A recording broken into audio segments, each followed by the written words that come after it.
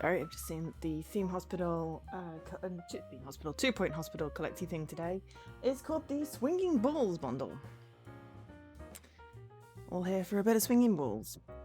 No, it means Newton. The Newton things, the ones that go click, click, click. But it still amuses me because I am immature. Well, no, I'm not. I have a dirty mind. We'll go with that.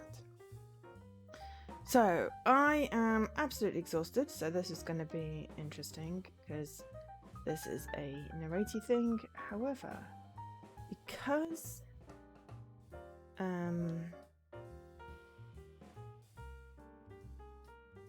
we want to at least complete this thing, we're going to try it. And hopefully I will wake up.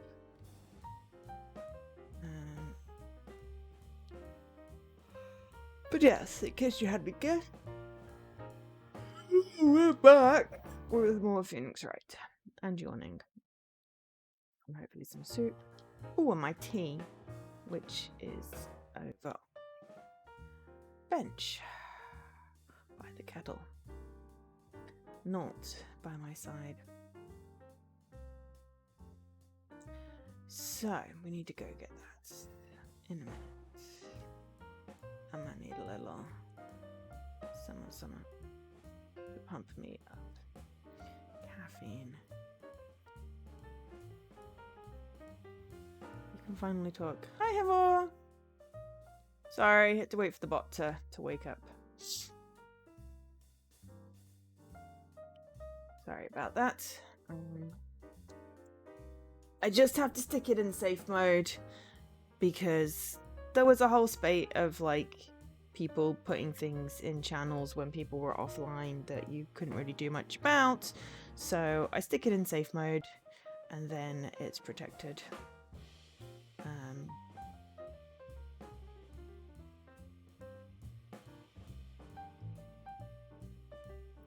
You know, it's protected.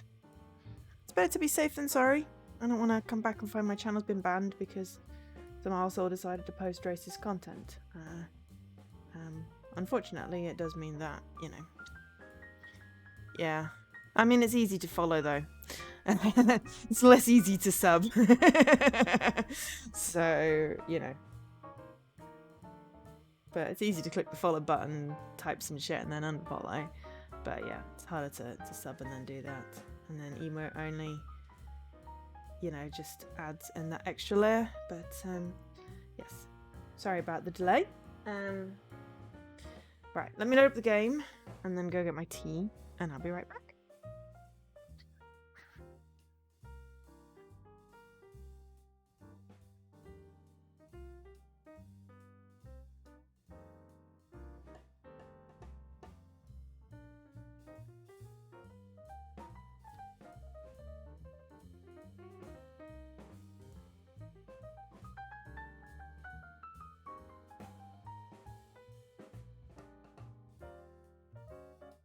And press the A button. Hello, Tired Joe here. I'm also going to claim my balls. Continue. Right. Oh gosh, that's way too loud for me locally. Tired brain and also itchy finger.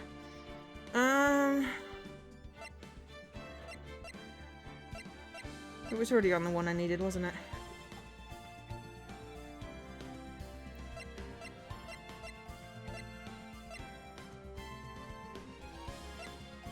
I was just going down the list. Okay, so it was 15:53 because I finished early because it got to a good point. Don't you remember? February 23rd. 11:56, District Court Defendant Lobby, number 2. Right, claimed balls. Sorry, Prime Gaming thing.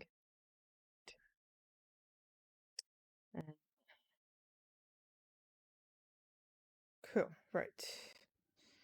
Yes, I'm not awake, so just bear with me while I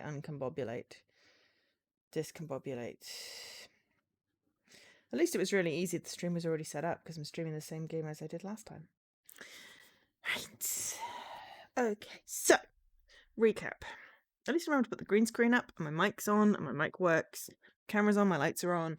You know, I mean, I've got it set up so it's kind of an art to getting this going, but usually I forget to change the stream game or put the title in. And that's usually what I'm doing at the last minute. What have I... eczema on the side of my finger, that's why it itches. Of course I do. Because that's a nice new and wonderful place to get that. Right. How are you anyway, Hevel? How are you doing? What have you been up to? Where's my Hevel button? It's my Hevel button. Dine. Is that what you streamed last or what you're streaming today? Because I know you like to get your stream set up ahead of time because you're more organized than I am. Is that... I want to say that... Is that a new Ratalaika visual novel? Or am I imagining it? Okay. What are we doing? Mr. Wright? What? I'll try it's almost like this with you. Oh yeah, so... Hi, Mr. Corners. This is Emma. Emma's sister Lana is the chief prosecutor and she's on trial for murder. She has admitted to this murder, even though we don't think she did it. It's really weird. But because a detective died, like, she literally did the crime, got arrested, and now the trial is like the next day. It is ridiculously quick timeline. If the courts work like this in real life, then, you know, people wouldn't be stuck in jail for months and months and months. Sadly, the courts don't work like this normally. This is just a computer game, so we have a license. I'm now fascinated by the fact that ashtray in the background looks like a bongo drum. And how are you doing, Mr. Coolnuts? How are you doing?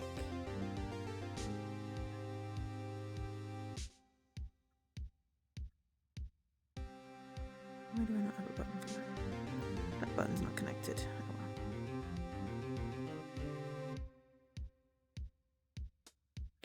well. Anyway, doesn't matter. Right. Yeah, so we just had a whole confrontation with the Sandwich Queen, which was just weird.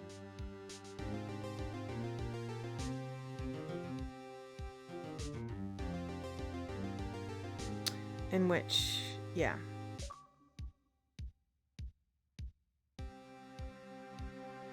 Yeah, Sandwich Queen.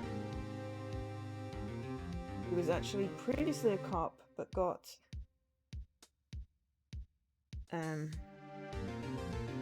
fired 2 years ago. There was something that happened 2 years ago in a case that the guy that was killed and the detective who's now a sandwich lady and also a detective that's now a patrol officer is now we're involved in, and possibly the chief prosecutor. I don't know. And Edgy Poo's in it as well. And yeah, so we're trying to figure out what's going on. We are halfway through day 2.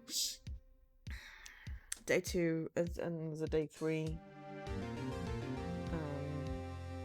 as well. So I don't know whether we'll finish today. We should at least finish day 2 today.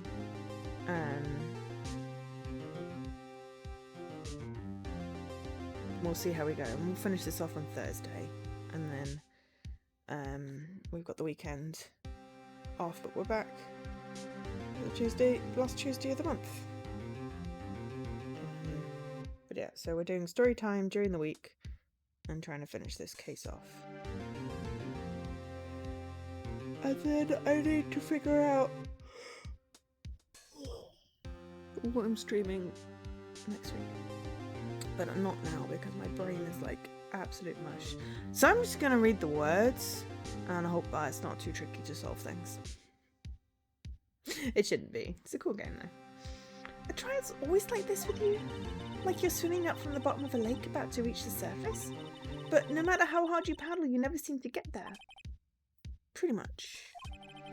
Except today, we're swimming in quicksand. So what happened to your sister anyway? Apparently she got called off to the judge's chambers. Probably something to do with that piece of cloth. So, this is where we turn the trial around, right? Our only weapon, a tiny, insignificant piece of cloth. I'm the one who's starting to feel tiny and insignificant, to tell you the truth. Hola, partner. This is going to be a detective Wild West. So we're going to do a pretty terrible imitation of a Texan accent. Well, no, not even Texan. I'm just going to say generic bad American accent. No, a generic American bad accent.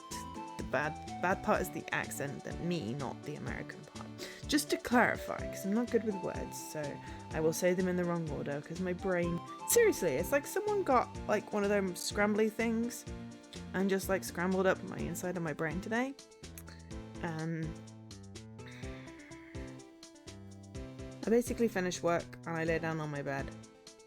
And I was trying to sleep, but I couldn't sleep. And then I had a little sleep. And then I was like, I'm hungry. No, I'm thirsty. So I had some water. And then I'm like, no, I'm hungry. So I've got soup. But I'm not hungry because I was thirsty. Because I had a big lunch. And now I'm just mostly just confused. They say if you show a red bull to a cloth to a bull, it'll fire up its temper.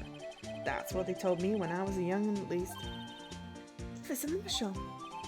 Thought I'd come and take a look, see how the trial's going. Looks like I'm late.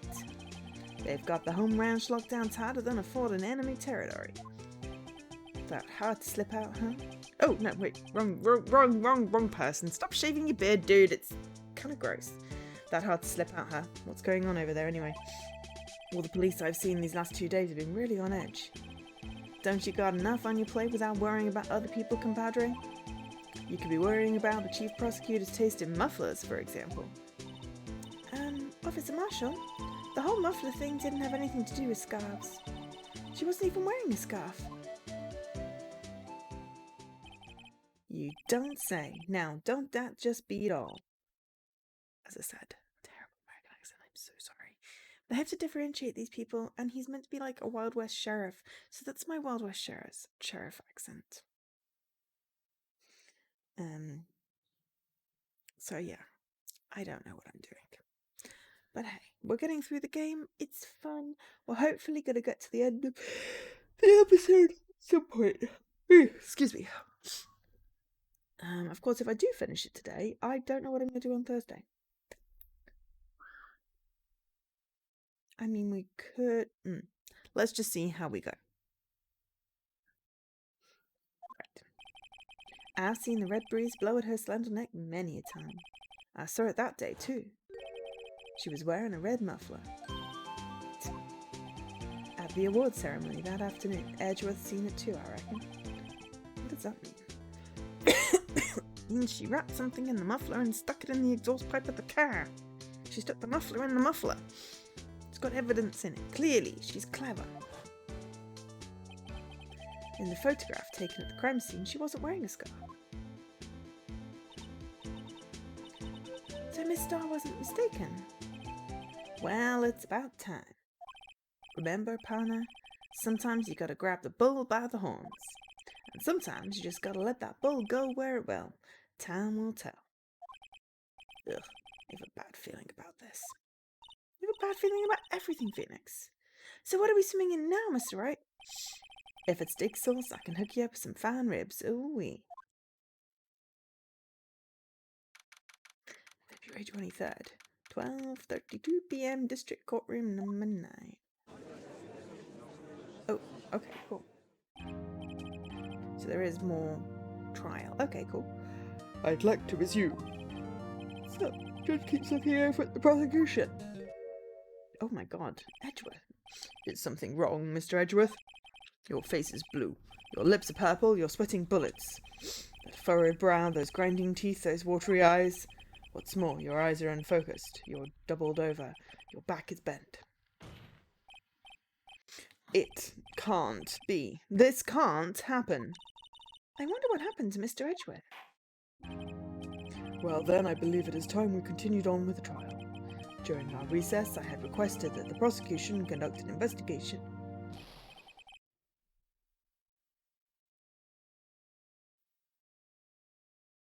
This is unacceptable. It seems our prosecutor is quite beside himself. Okay, I don't know who this is.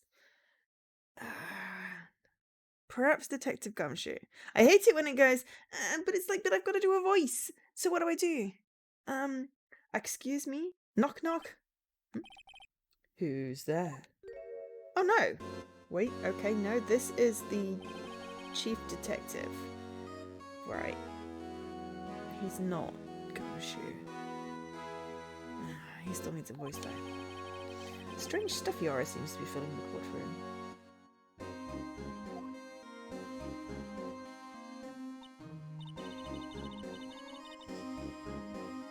I believe the temperature rose 5.7 degrees when that man came in. Who on earth is he? Huh, it's you.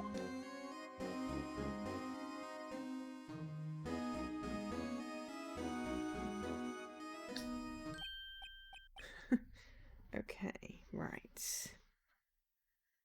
I'm not there's a lot of guys in this, and it's very hard for me to do a deep voice and do it consistently without hurting my throat, so...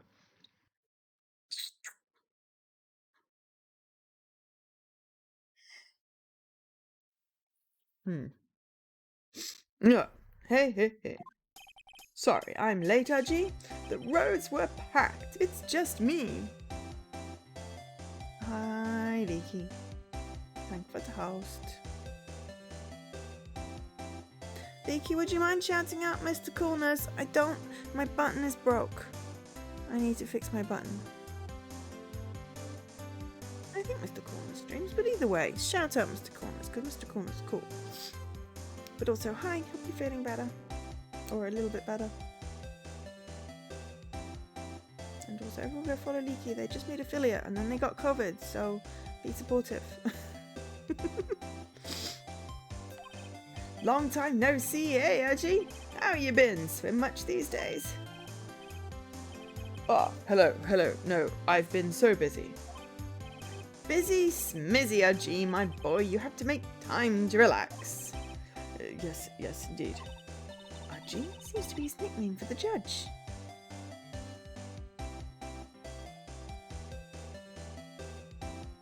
Nightbot, what?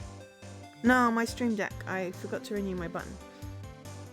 As I just have to reconnect my Twitch to it, and it doesn't have. I don't have one for Mr. Coolness, which I don't know why. I'm sure I've seen the stream. But yeah, would you mind doing a shout out? Cause, please. Oh, you'd ignore. Where? I don't see it. I don't think you were connected to the chat. I don't think you were connected to the chat. You're connected to the chat now. You could try again. There we go. There we go. They do stream. I was watching 2 Point Camping. Yeah, I was watching that the other day. But yes, thank you. I need to add my button back. I don't know what happened. I'm sure I had one, unless I'm just being really blind. I could just be being blinkered and not seeing the button. I'll fix it. But thank you. I appreciate that. Sorry, I have yawned. Archie seems to be his nickname for the judge. I'm afraid you're right. Yeah, my stream didn't need to re-authenticate all the time for Mixer. It's fine with Twitch. It's just there's a plugin that does the shout-outs for when I don't have a button set up. And I don't often use it, so I haven't reconnected it for a while. So, yeah. It's fine.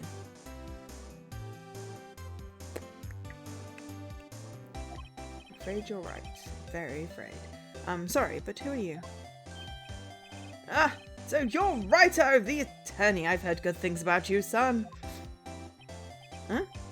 Thanks? So sorry about our little worthy giving you all that trouble, eh? Oh, maybe he's a prosecutor. Not a police guy. You know, we should all go swimming together sometime. Jolly. Little worthy? Mr. Wright, you don't... Oh, I mean, see, I said he was the district chief of police, and I doubted myself. You don't know the district chief of police? Chief of police? He is top-ranking police officer in the entire district.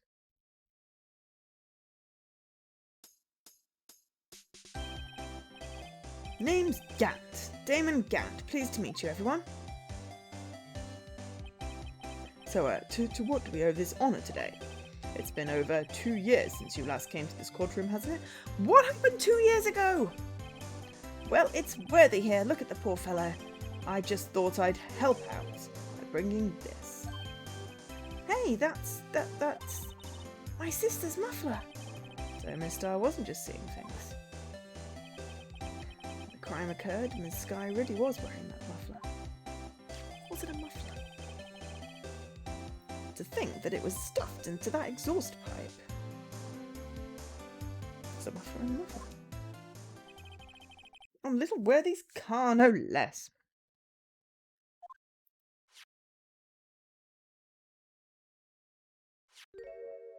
Ah, hello.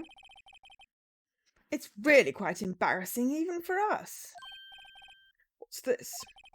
It's what you'd call a switchblade knife. Quite perplexing, this.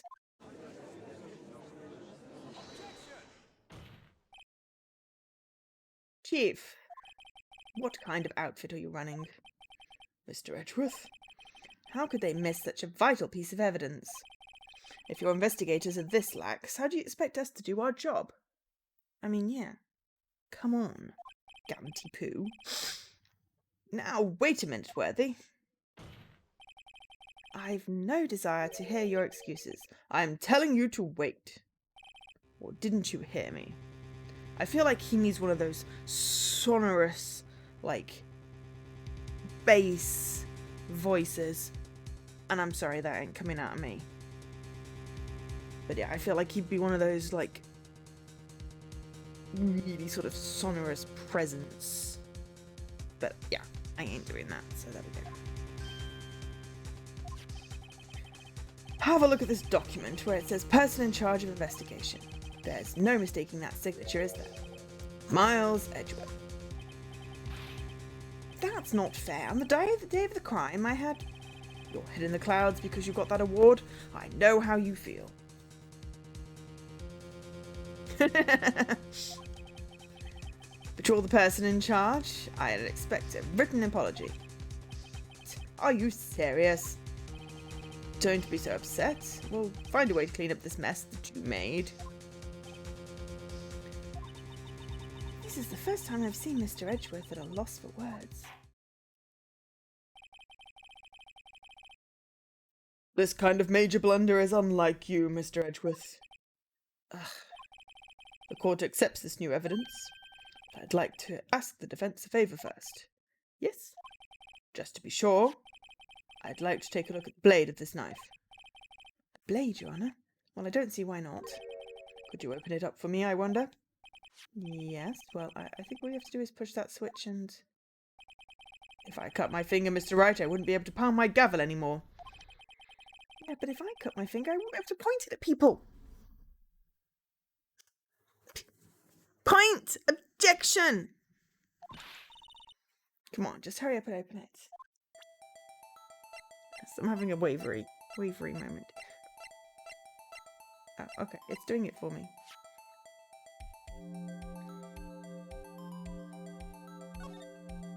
Ah, SL92. There's a small tag on this knife. We've seen that before. Seems to say SL92.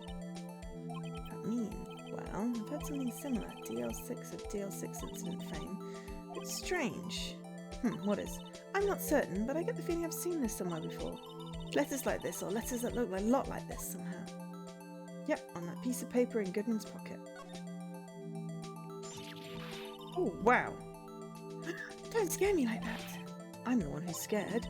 Look at this knife blade. The tip is broken off. This dark red stain. Blood.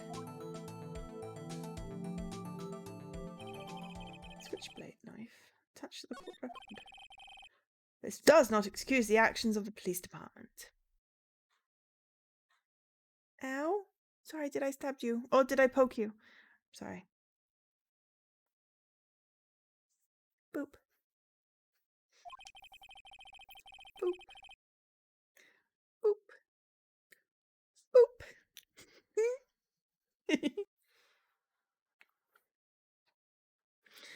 I would like to hear an explanation from the Chief of Police himself. I'm terribly sorry, but could I ask you to testify for us about the split between the prosecutors and the police and this knife? Okay, so here we have SL9. We turn it upside down.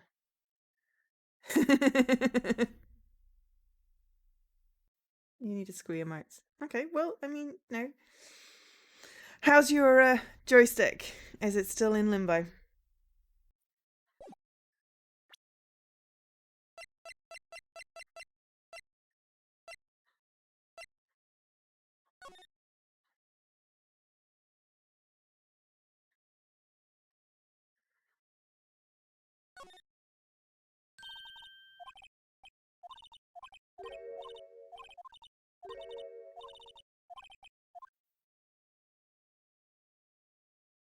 Okay, cool. It needed to re-register that, and then maybe I can ask it about this note again.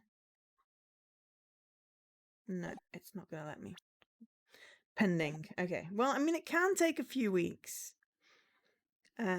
Especially when it's not just simple.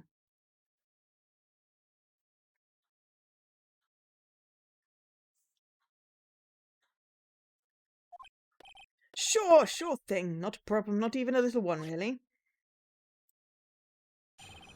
Department in disorder. Actually, I'll be right back. I'm sorry.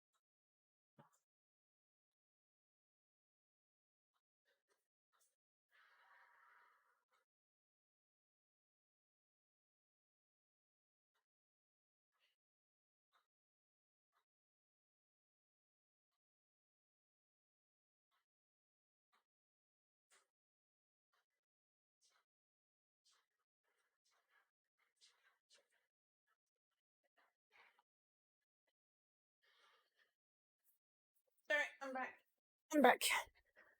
Joe pending. Department in disorder. This knife is special, but I can't say how here. Unless there's evidence to prove a connection between this knife and Goodman. It's a bad day for the department. We weren't in any shape to do an investigation. A detective was killed at the police department. See, what a mess. The time of the crime, 5:15. Scary coincidence, eh? It's not officially linked to this here case, so I can't talk more about it. Oh, well, that's really easy. We can push and say it's connected.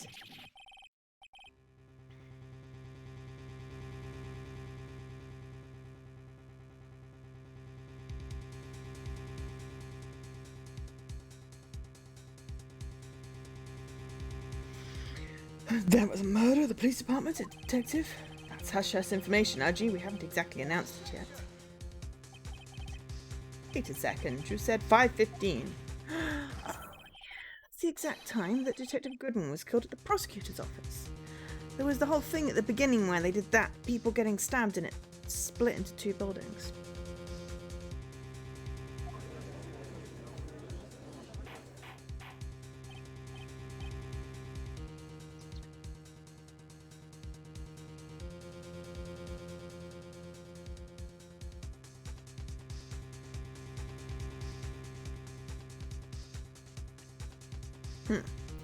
Order! Anyway, we at the department were all flustered, as you might well assume. We're in the middle of a top secret investigation. Don't tell anyone, okay? I think we understand the police department situation. Well, Mr. Wright, 2 detectives killed at the same time in 2 different places. The chances of that are really slim, scientifically speaking, of course. I'd like to exercise my right to cross-examine the witness. Very well. However, keep your questions focused on the case at hand. Right, so if we push him, they're going to get a bit cranky. Can't say how yet. Unless there's evidence. Right, present that. Wait a second.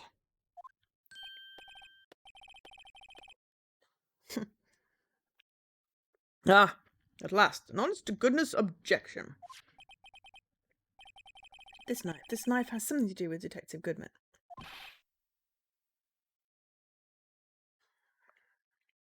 What do you mean? Ah, honest to goodness, what do you mean from RG? This is great.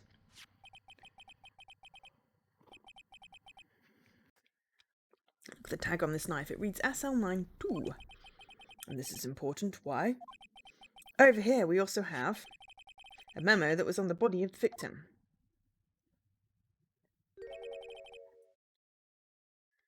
What's this? 6 minus 7s 12/2? No, Your Honor. It's upside down.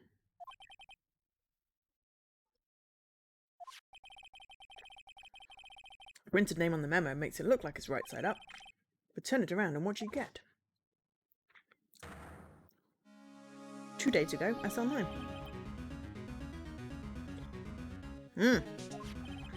Whoever wrote this note was holding the paper upside down. SL9. That's the same thing written on this knife's tag. Order! Order! Well, Chief?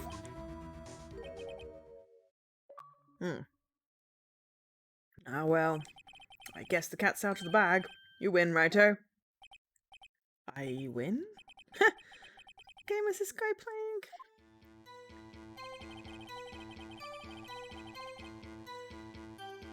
His knife was evidence in the case. It was stolen from the department's evidence room. That was a bad day for the department. We weren't in any shape to do an investigation. The detective was killed at the police department. See, what a mess. The time of the crime? Not officially linked. Okay. 2 detectives were killed at 5:15. One at the prosecutor's office and one at the police department. Can't be a coincidence. And that knife! What was it doing there? I'd better check this knife out.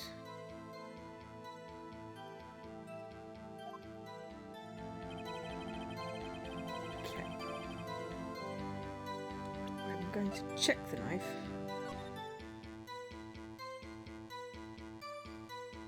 Can I check the knife? It's got fingerprint powder on it. It's got a broken tip, but no, we can't check the knife. Okay. So, let's press. So this knife was stolen? Yes, but on the day of the murder. It was evidence, you say? Was it in fact a murder weapon? Nice, nice, nice. Good show, little worthy. It was a murder weapon as it happened. It's evidence from a case long since solved. So this knife was stolen on the day of the murder. It was found in the exhaust pipe of Edgeworth's car. It was wrapped in the muffler. Hard to think there was any connection there. It was a bad day for the department. We weren't in any shape to do an investigation. Something happened at the police department too, huh? You've got a good look in your eyes there, Wright, my boy. Sharp, hungry. So, something did happen? And why wasn't I informed? Why weren't you informed? Well, why didn't you ask? No matter. I understand. You were busy. What with Lana's case and all. Well, what happened? What happened at the police department that day?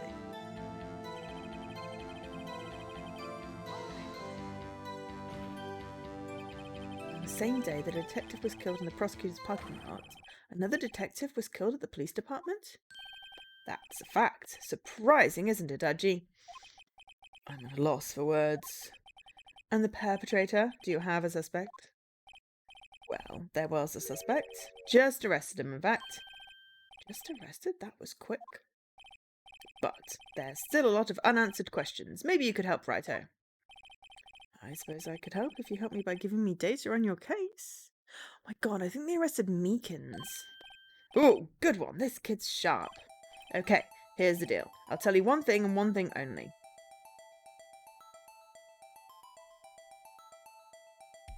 Where the victim was found.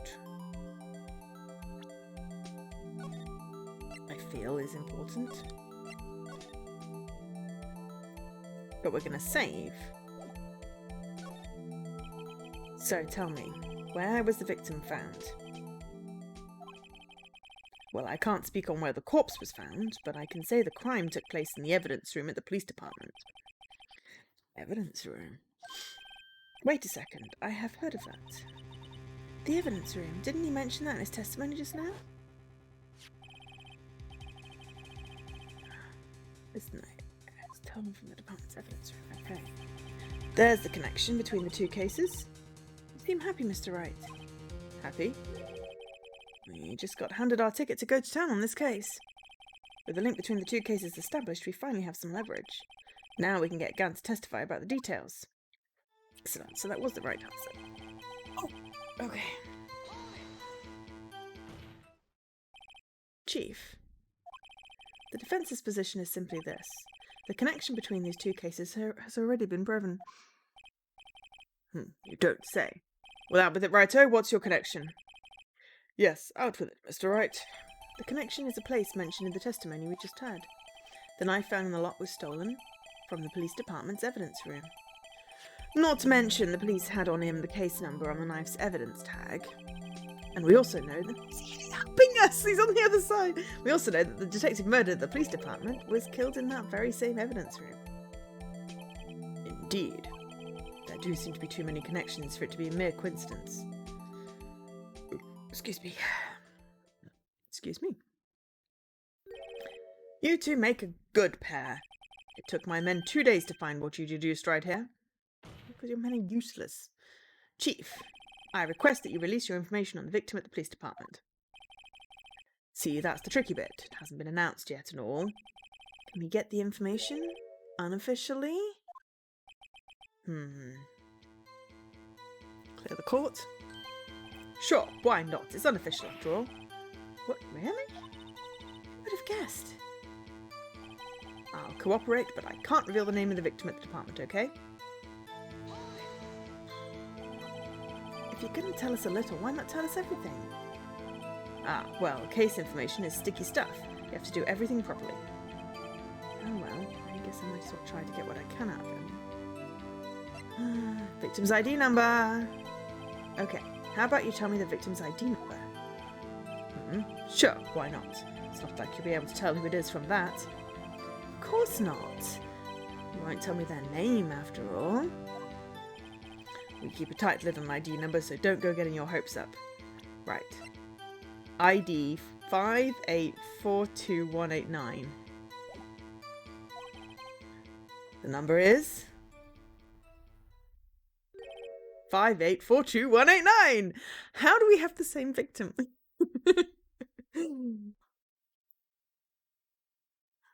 I mean,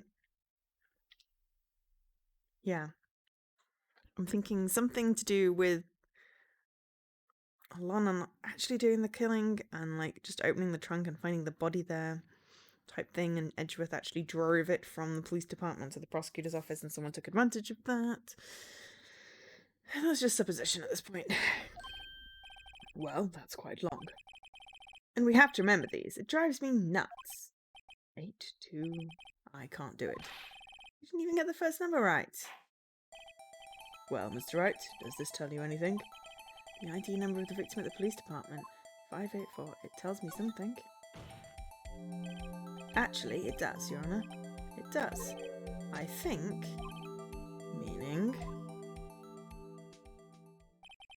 It has to be what I think it is. But what does this mean? Well, let's hear what the defence has to say. You say the ID number of the detective who's murdered at the police department tells you something. What does it tell you? Witness? What is it, Mr. Wright? You're grinning like a schoolgirl on prom night. No, it's just, I got confused. What? And this is news? Just come out with both guns blazing, like you always do.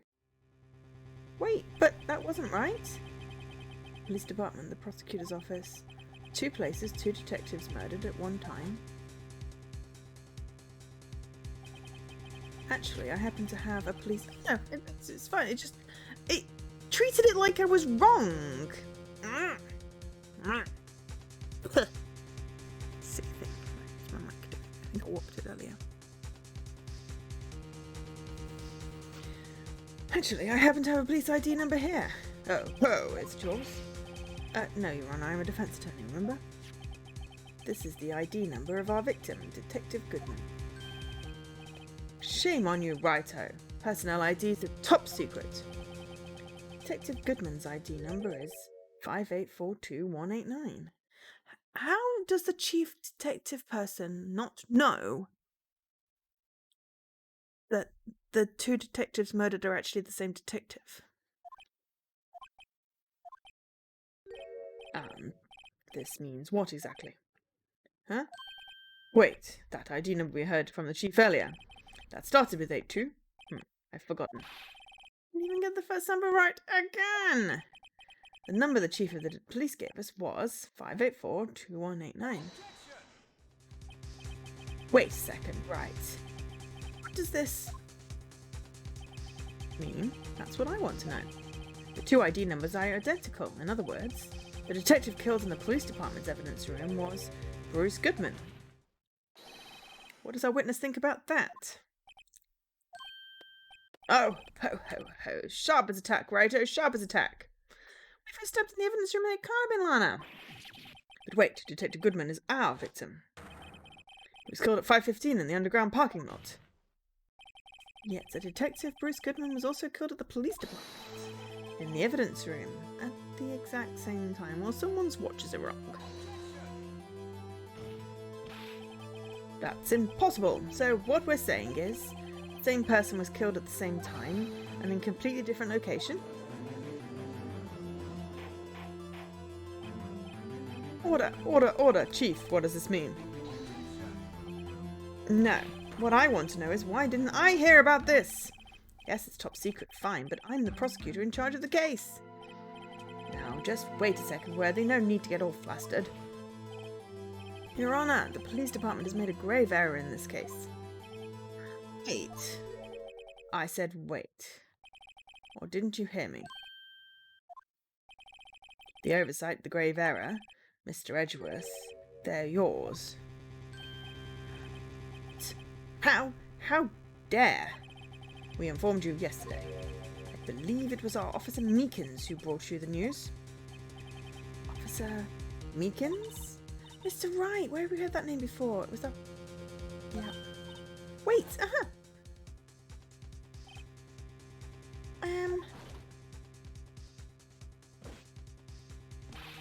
Excuse me, but is Mr. Edgeworth, anywhere on the premises? I'm here, sir, at the request of the chief, sir. I've got your report, sir. Oh, yeah. Oops. You don't mean him. According to Meekins, you didn't accept the report. Hard to believe. But your officer told me he said that report had nothing to do with the Lana Sky incident. Detective Bruce Goodman murdered in the police department evidence room. Mr. Edgeworth, the victim's name is written right on the top of the report. Why didn't your officer tell me? See, I'm not sure if that officer was capable of making the connection.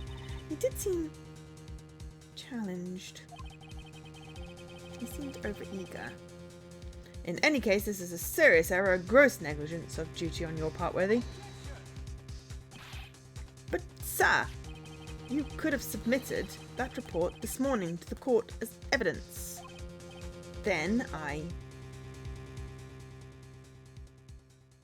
He's doing that look again, peoples. He's doing that look. No such luck this time, Worthy, or should I say unworthy. Now, what was the second rule of evidence law? What was right? Oh, well, it's, Rule number 2. Unregistered evidence presented must be relevant to the case on trial. And how is this rule relevant? Because at the time the evidence wasn't relevant to the case on trial. Except that that's weird, because it was the same bloody victim, so it has to be relevant. Normally, you submit a list of evidence to be used in the court before the trial. This report wasn't on that list. So what does this mean? I couldn't submit this evidence until a connection was proven in court. The connection was just proven by Wright over here. Good job, Wright, my boy. Oh, I was just doing my job. No. No!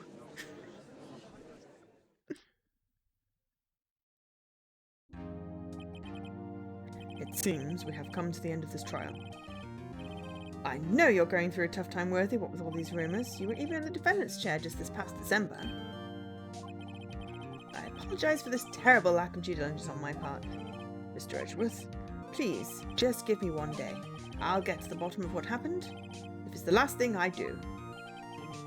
Maybe better get results this time.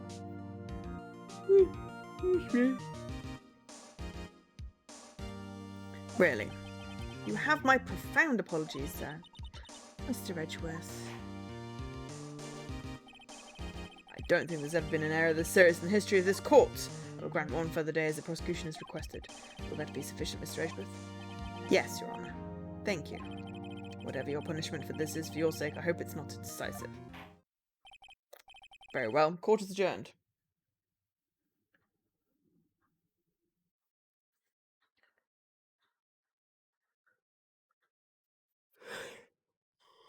Sorry.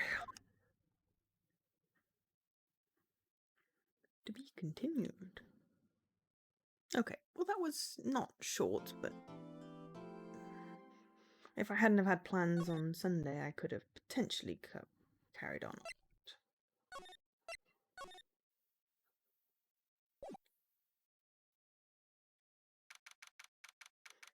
2:15 p.m. 23rd.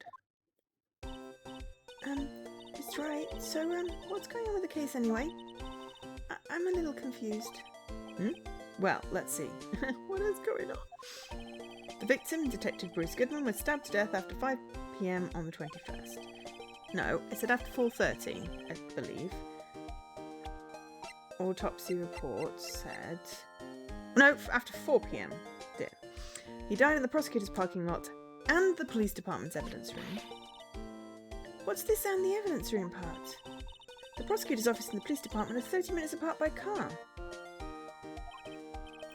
Well, that's what we're going to find out. Or try to at least. Alright, let's do it. Glad she's in good spirits, but I'm not sure she's going to be much help with this. Don't be so sure, Mr. Wright. Huh? Look, we're in this together, right? I'll prove that these thick-rimmed glasses of mine aren't just for show. Let's go! Science awaits us! Science! Prosecutor's office. Underground parking lot. You know, I really don't think we should worry about the police department murder. There wasn't even a body found there. Who cares? Yeah, it was only our victim who was killed in their evidence room. No biggie. Besides, my sister would never do such a thing. I know it.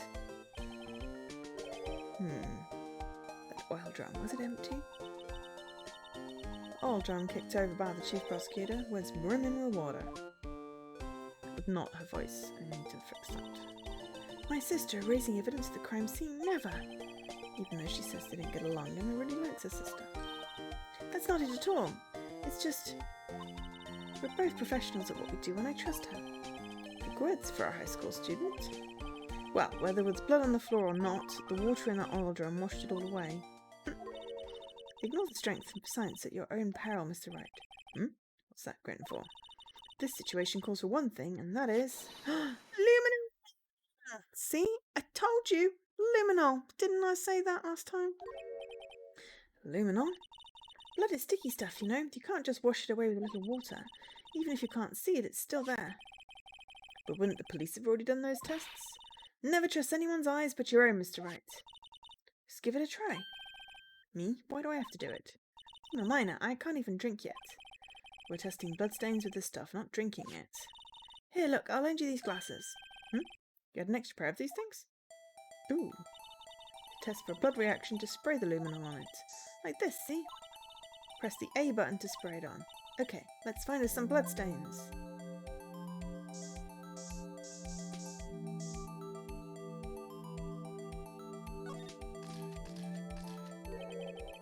see her eyes shining behind those glasses. So if this is a bloodstain. So, Emma, you're shaking. It's just this is my first time seeing real blood. Scientific investigation in action. Okay, well, we definitely know that this is a bloodstain, but doesn't something strike you as odd? Scientifically speaking, of course. So what about this, scientifically? Why, the bloodstain's location, of course. It's elementary. Why is that elementary? I mean, I would think that you'd expect there was a fight. I would think that if there was a fight, you'd expect some bloodstains here. Suppose you might think that. Come on, Mr. Wright, we're all counting on you. There's something odd about the bloodstain, but if it's not the location, then maybe it's the amount of blood that's odd. Yeah, I didn't actually read the thing before I accidentally hit A on it, so I don't know what the other option was, but the amount of blood makes more sense. I definitely think so. I mean, all the blood on the sole of the victim's shoe. It is pretty strange. They fought here. There'd have to have been more blood than this. Hey, Mr. Wright. I'm gonna mark up the floor pads where we find a bloodstain, okay? See, pretty handy to have around, right? Yeah, and this stuff's pretty handy too. I saved up all my allowance to buy that. Mineral testing fluid received from one proud-looking Emma Sky. You can't be sure that the police will reveal all their evidence in court. Sometimes they fail to mention evidence that doesn't fit with their view of the case.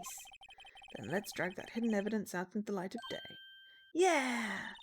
Feels like we're really investigating a crime now, doesn't it? Guess I should give this a spray on anything suspicious. I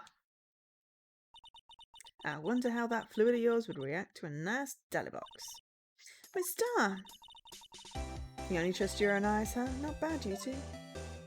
Deli box. This day old deli box is on the house. Sorry, it's just that kind of lead-in doesn't really get my mouth watering. You certainly put me in a tight spot today. My apologies, Miss Starr, but... No, it's okay. It was my fault. Oh, we know. I witnessed everything from that security room right there, but I was afraid that wouldn't sound convincing enough, you see. I was wrong to think that. I'm sorry. Sorry? You lied on the witness stand. That's unforgivable.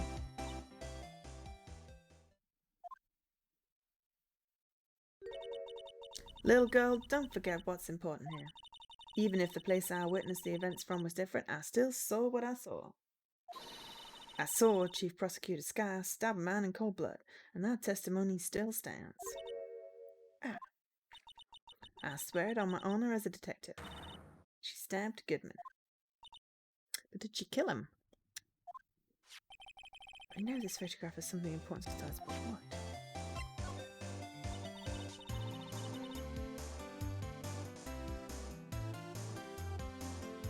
So you were a detective, weren't you, Miss Starr? Yes, it was a long time ago. Well, 2 years ago. I know this is not the same voice I gave her yesterday, Sunday. But I can't replicate that right now. So I'm going with this one. No matter how hardened a criminal, when they faced me, they coughed it up. Coughed it up? They confessed. They babbled like babies. You know, I may seem like a demon sometimes, but I can be an angel too.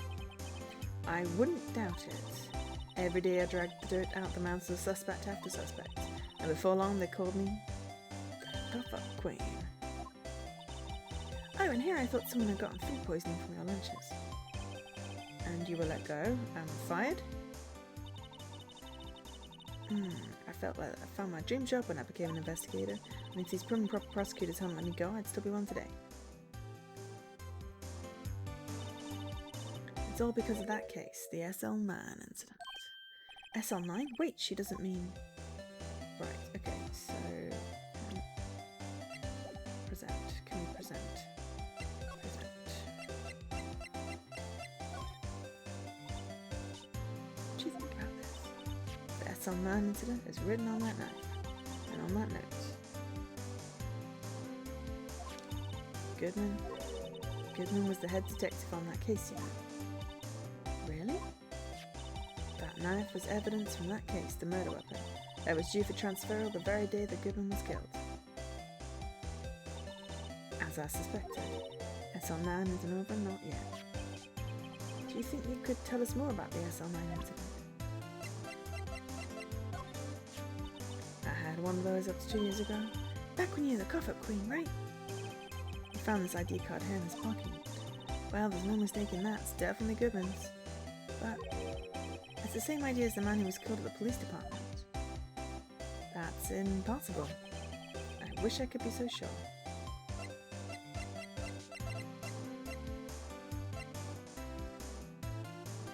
There was another photo as well, we didn't get that. If you think about it, I could have taken that picture from the guard room. But even I get flustered sometimes, so you went straight to the scene of the crime. I rushed towards the chain link fence in an effort to stop the murder. After 5 minutes, after seeing it, that's when I took this photo, yeah. In other words, 5 minutes after the crime. Those 5 minutes are usually the whole problem. The hole in my testimony, as it were. The 5 minutes weren't the problem this star, you lying was the problem. Listen, little girl, I've had my testimony disregarded before, and I wasn't going to have it disregarded again. Just like that time. That time? Okay, now can we talk more? That incident really opened up my eyes to the truth. We're nothing to them. Disposable. Disposable to who? 2 years ago, it was the biggest case I'd ever handled. The police and the prosecutors were desperate for decisive evidence.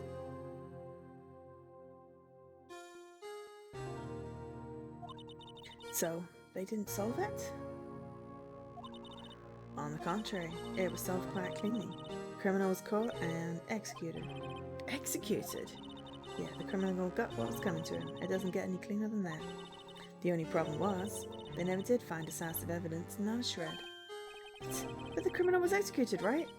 On the basis of evidence of assault. Made up evidence. What? You mean they executed someone with fabricated evidence? The best part came several months after the trial. Every detective involved with the case was dealt with. Some were demoted to patrolman, others found themselves out of a job. And you were one of those. Myself and one other person you know well.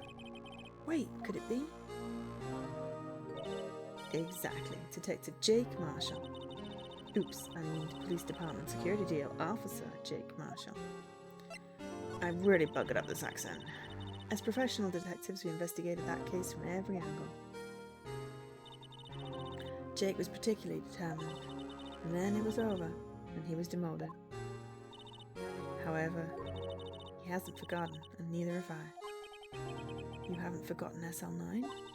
There was another side to that case, a hidden side. That's what we're after now. And no one in there up in their fancy offices can stop us.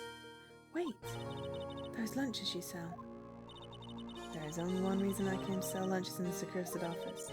I come here to meet old friends, boyfriends that can help me investigate. And Star's old boyfriends, how does she have any? As one of the detectives on SL9 have disappeared, we find new evidence. There has to be a connection. So, rookie? What? It seems like you're serious about investigating this case. Yes? Then you should take this. A Salisbury steak lunch? I know a certain guy who might help you if you tempt him with a treat. Steak lunch. Excellent for putting Officer Marshall in a good mood. Mr. Officer Marshall, is he your... Are you his... Are you going out? Why do you want to know? I was just wondering what happened to him. A long time ago, when he was helping my sister do cases, he was so nice. He got along so well with my sister, it made me jealous.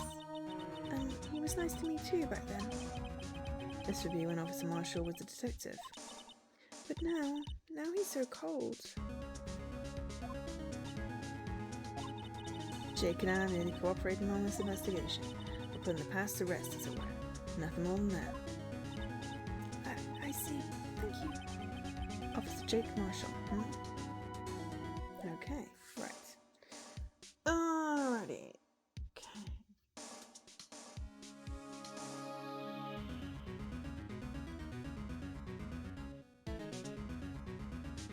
Cash! Hi, Cash. How are you doing?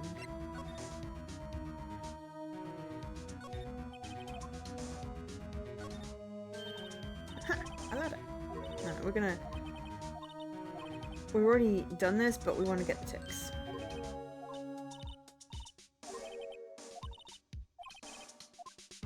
Because it doesn't always let us move on unless there's ticks.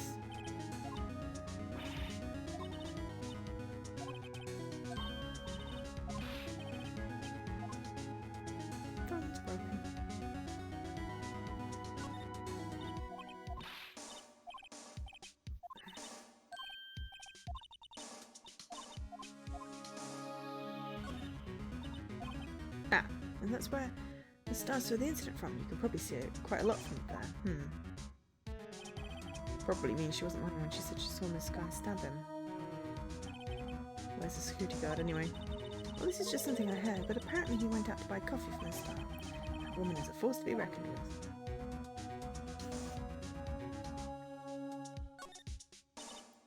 Miss Divider. She'll help us knock on that testimony. Come to think of it, this divider helped our case more than the actual witness. The Great Divider! A chip off the old parking block. It's just a wall, scientifically speaking. And slide. And do the drift. B block. The star climbed over this fence? It seems so, yeah. The fence is 9 foot high. On a time like the present, I think I'll give it a little try. It's okay, don't cry. Maybe there's a Lunchlands Olympics team. Or maybe because she was a detective, she's just awesome and in shape. That's about as red as a sports car can get. Body was found in Edgeworth's car trunk, and the lock on the trunk was broken too. So the question is, why did Miss Skies choose his car? So what car is it? I think it was called a sedan or a coupe, something like that. Those are car types, Mr. Wright, not models. Guy, aren't you, Mr. Wright? You're supposed to know these things. Is it coupe? Maybe it's about time I got my driver's license. That's not going to mean you automatically know stuff about cars, because I don't.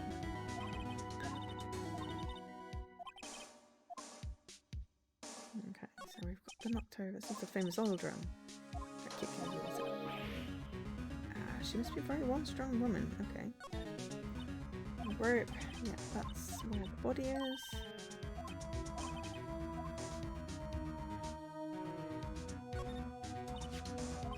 Note 221 SL9. It's a case that was due for transfer the day of the murder.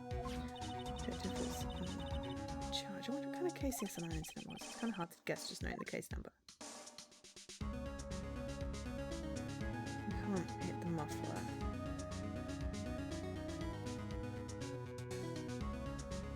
Right, so I don't think so. If we can, it's really tricky. Okay, and slide. Talk, nope. Move. Where can we move to? Okay. So let's go talk to Lana. I just need a very brief break.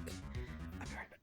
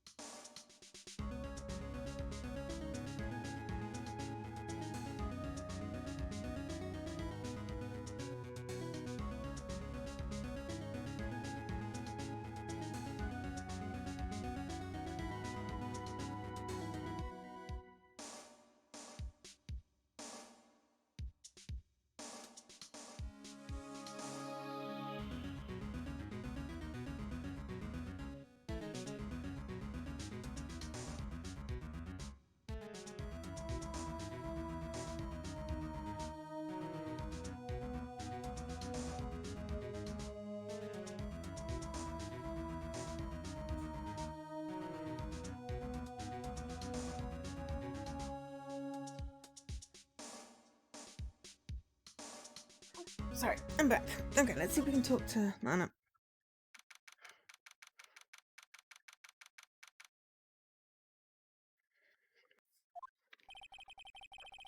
In questioning, okay.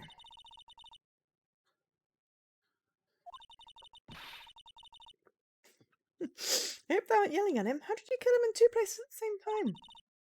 Can you imagine? How's she supposed to answer that? Wait a second. Didn't Mr. Gant say they'd arrested the suspects in the police department murder? Let's come back later. Okay.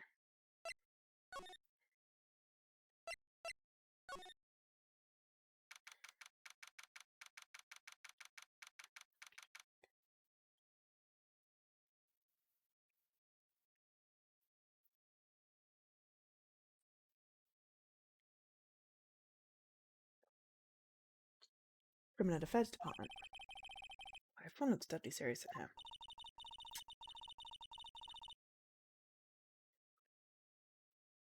Well, there was a vicious murder of a detective down at the police department.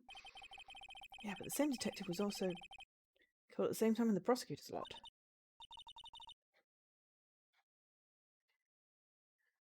Makes my head hurt.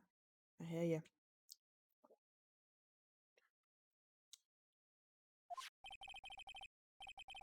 First things first, let's go check out the police department crime scene. Yep, you sound dead set on investigating. But don't mess up or we could wind up dead. Doubt anyone wants any more dead bodies around here. It doesn't look like anyone's going to help us much either.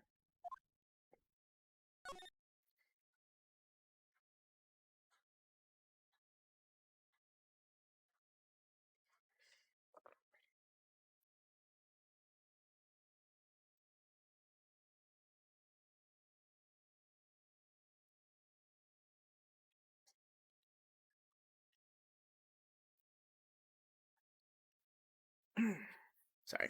Right, we're paying attention. Detectives' desks.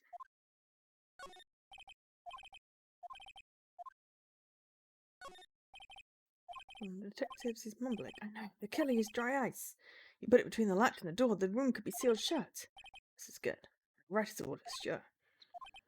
He's not writing a report. He's writing a novel. The chief of detectives. He's glued to his computer screen. What, a detective killed in the evidence room? Tell no one outside the police department. No, I told that lady at the restaurant and everything. Someone's getting a demotion. So this is the police mascot, is it? The Blue Badger. Future star of the police force. Besides a little change from the one outside. Ah, well, the dancing Blue Badger TM is still under development, you see. You have it trademarked? Absolutely. It's cutting-edge stuff. Very now. I showed this doll here to my daughter and she burst into tears. Don't show her the moving mock-up outside then or you give her nightmares. Poster of a female police officer. No, that's the latest Babes in Uniform calendar. My bad. Inappropriate. Way to make a hostile workplace, guys. Okay, I don't think there's anything in here. Okay, so let's see if we can move and do the drift. Okay, let's see if we can talk to what's-his-face. It's even busier here today than it was yesterday. Detectives are running around so fast they're blurring. Suppose it makes sense a detective did get killed here after all. So the evidence room, the scene of the crime, according to the pamphlet we got at the front desk. Here it is. She's like a kid in an amusement park. Ooh, a real crime scene. Let's go have a look. Okay.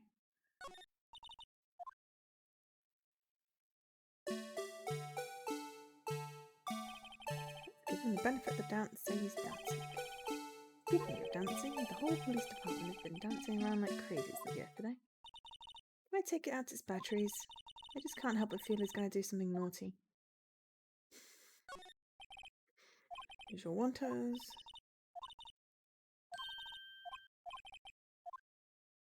Wanted posters. Detectives are pretty busy.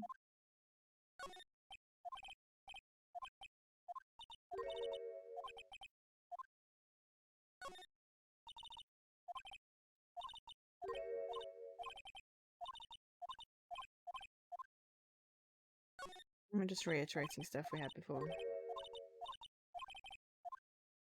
I always wanted a fingerprinting set. Obsessed with fingerprints when I was a kid. I was convinced that I had really rare ones. I don't know if I do, but it makes me happy to think I do.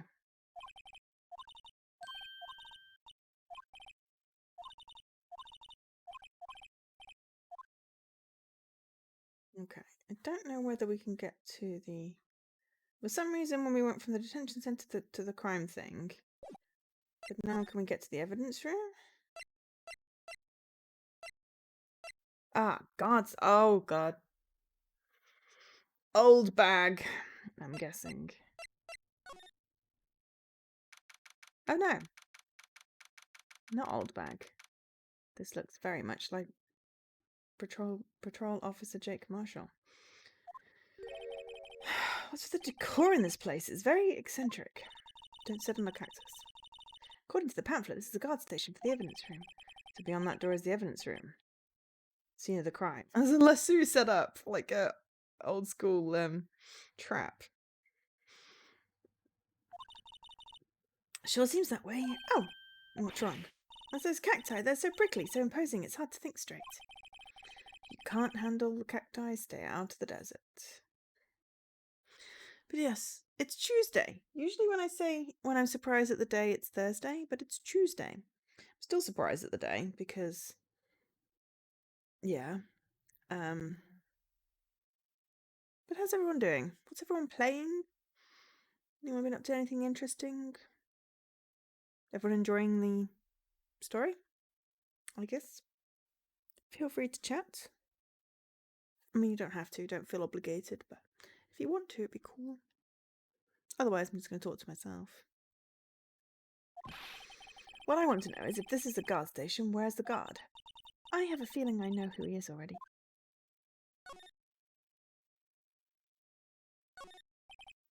Video feed from the evidence room. The light blinking below the monitor is recording.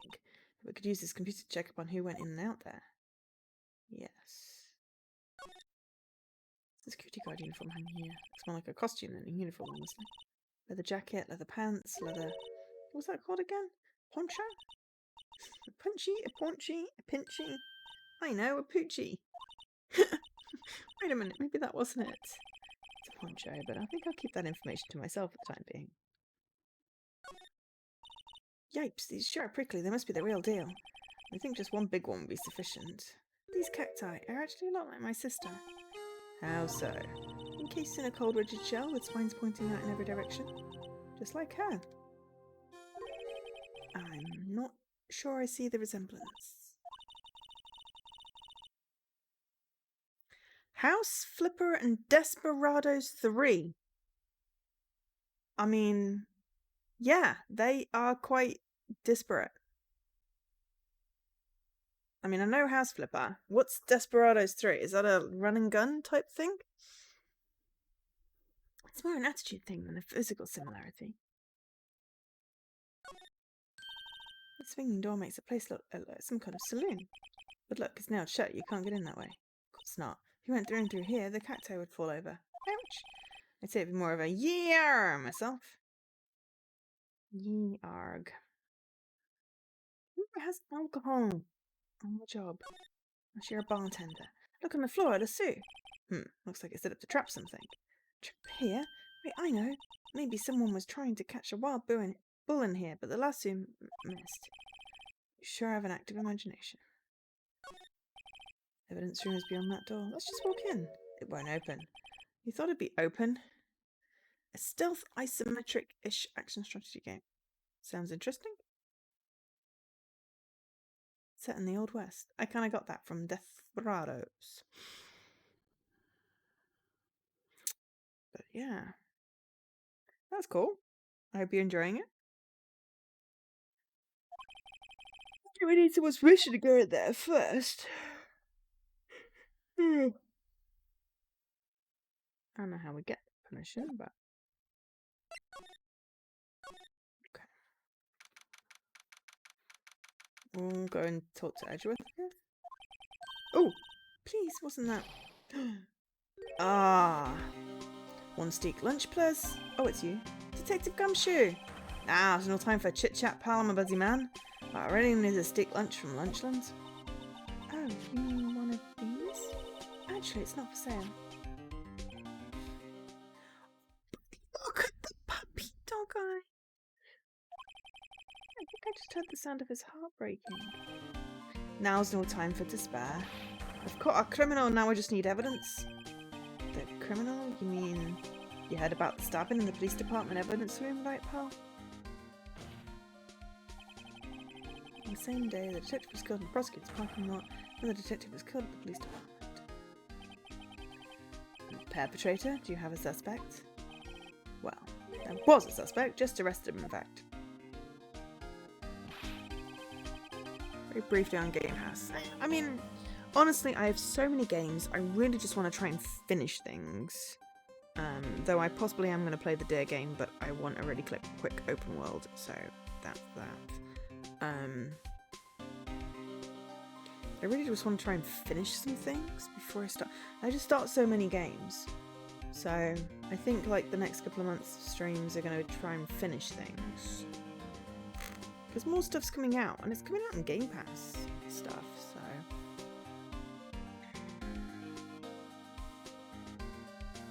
yeah. That. Words. But yeah, I mean, I probably should play a more variety of games, but it's just, you know... like what I like. Like what I like.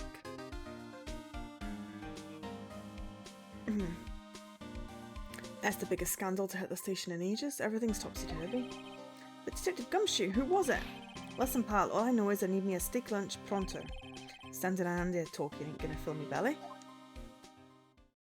Okay. Wait, don't leave. If you want to know more, head on down to the detention centre, pal. Questioning should be over, so I figure he's down there having a good cry. Later. To the evidence room. This investigation is off to a running start. Okay.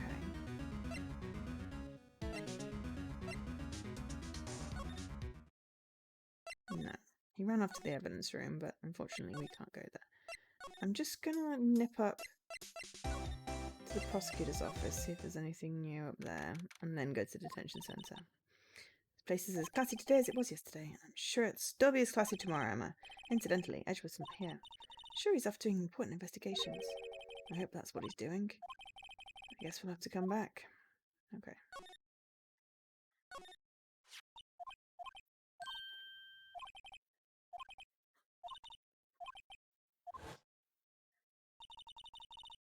You know the path I've walked. No one else needs to tell me. That's how he's always been. It gets under your skin, doesn't it? He doesn't like awards.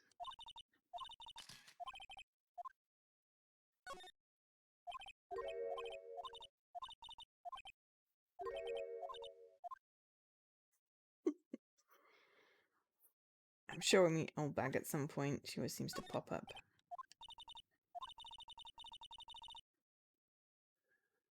Oh no! I hope you haven't been coughing. I hope you're not still coughing now. Coughing loads.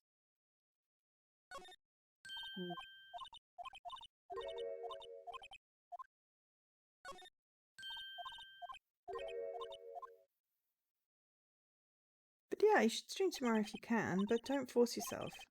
You could always do like an hour.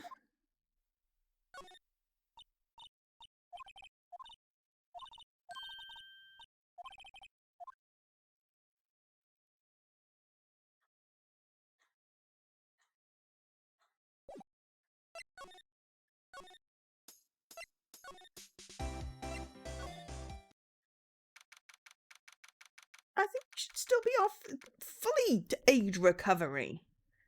No, letting you do half days, you is sick. Until you is better, you get to take sick days, right? That's how it works.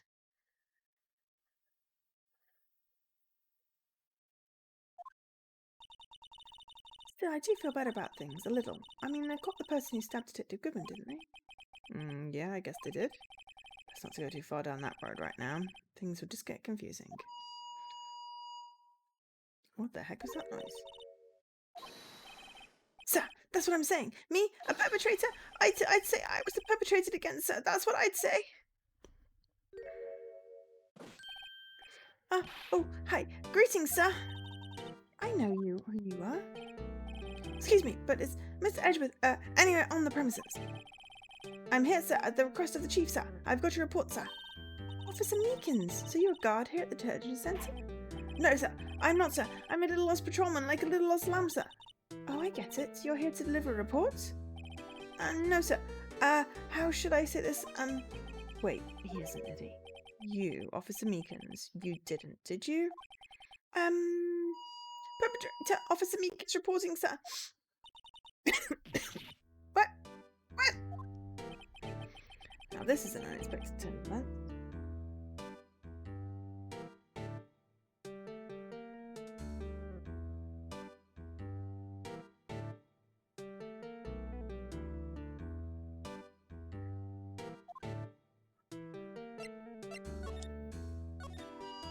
Sir, I'm a patrolman with general affairs, sir. Sir!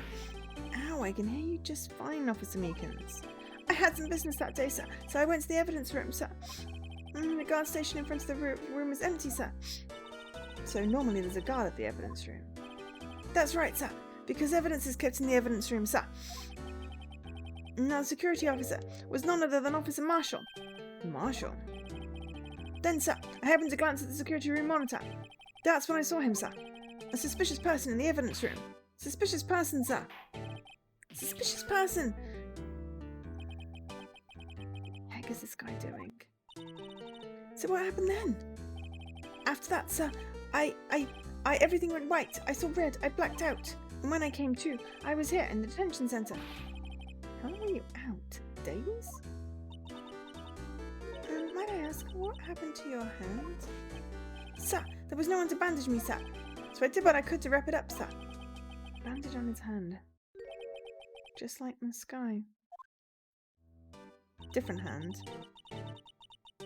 But also, he came to deliver a report. After.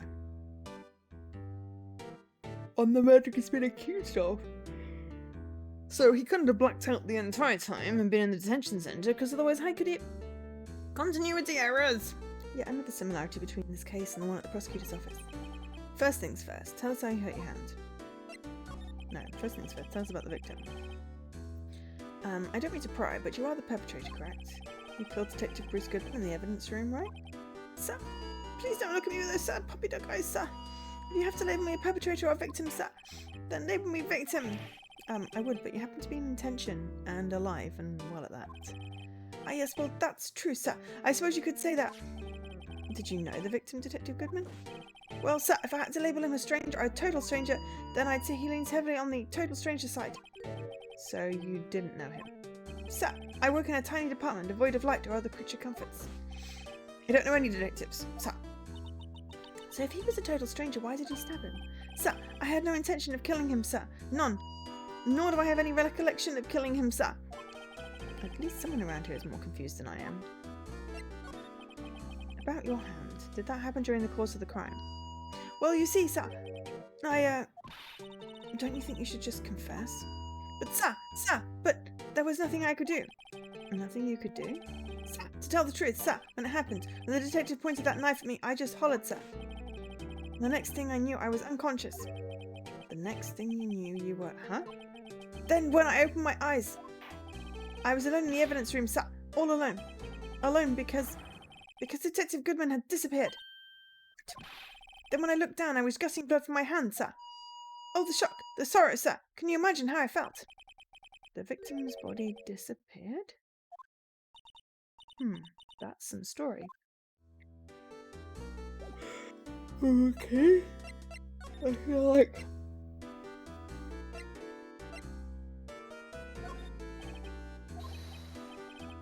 Let's get a knife, sir.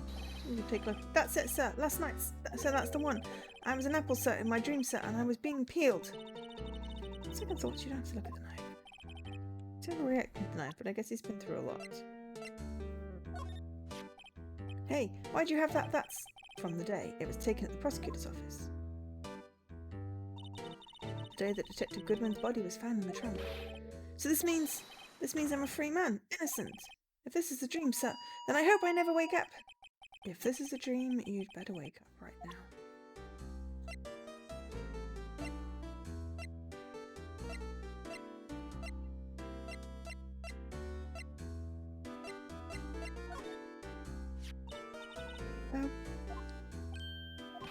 That's it, sir. That's it. That's what? My head was a blank until this very moment. But, sir, now I remember, sir. You mean you remember what happened? Correct. That card was the cause of it all. This ID card? Exactly, sir. That's exactly it. Nothing could be more exact, sir. Nothing. I better pry into this one a little deeper. There we go. And we had another conversation option. Friend details. Can you tell me what it is you do remember? Well, sir, you might say I'm a little lost patrolman, a lost little lamb, if you will. I didn't know Mr. Detective Goodman, who was in the evidence room. And that's why you thought he looked suspicious. Sir, I entered the evidence room and asked the man to show me his ID card. Well, that sounds pretty much by the book so far. That's right, sir. That's what I've been trying to tell you. So you asked Detective Goodman to show his ID card. What did he do? That's the thing. Suddenly he pointed a knife at me. What? Sir, I assure you I was flustered as you are right now. So I whooped and leapt at him. Detective Goodman pointed a knife at him. Do unto others before they do unto you, my father's own words, sir. What happened then? Well, my eyes, sir, everything went white. When I awoke, I was here. Right. Not quite true, but anyway. So, Officer Meekins, why was it they arrested you? What do you mean, Emma? Let's look at what we know. Was it Goodman? Now, Officer Meekins didn't know Detective Goodman, and the victim who we met at the crime scene didn't show his ID card. In other words, we have no idea, no way of knowing if the victim was really the victim. And if this body just disappeared from the evidence room, we don't even know if anyone actually died. That's it, sir. That's what I wanted to say. That is, I did say something along those lines. But you still ended up here. They told me that it had to be him, sir. On that day, at that time. Detective Goodman was definitely in the evidence room. That's what they said. But you don't remember the events clearly. No, but the videotape is quite clear. Huh? Videotape? From the security camera. The crime, my crime. The crime I swore to stamp out is there. It's me on tape. And you waited until now to tell us this?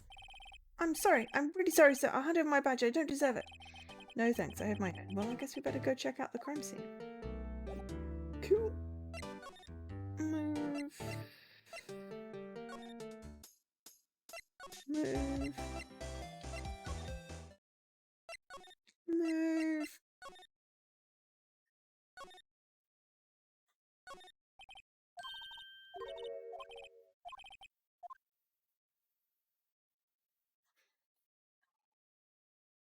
It said check out the crime scene.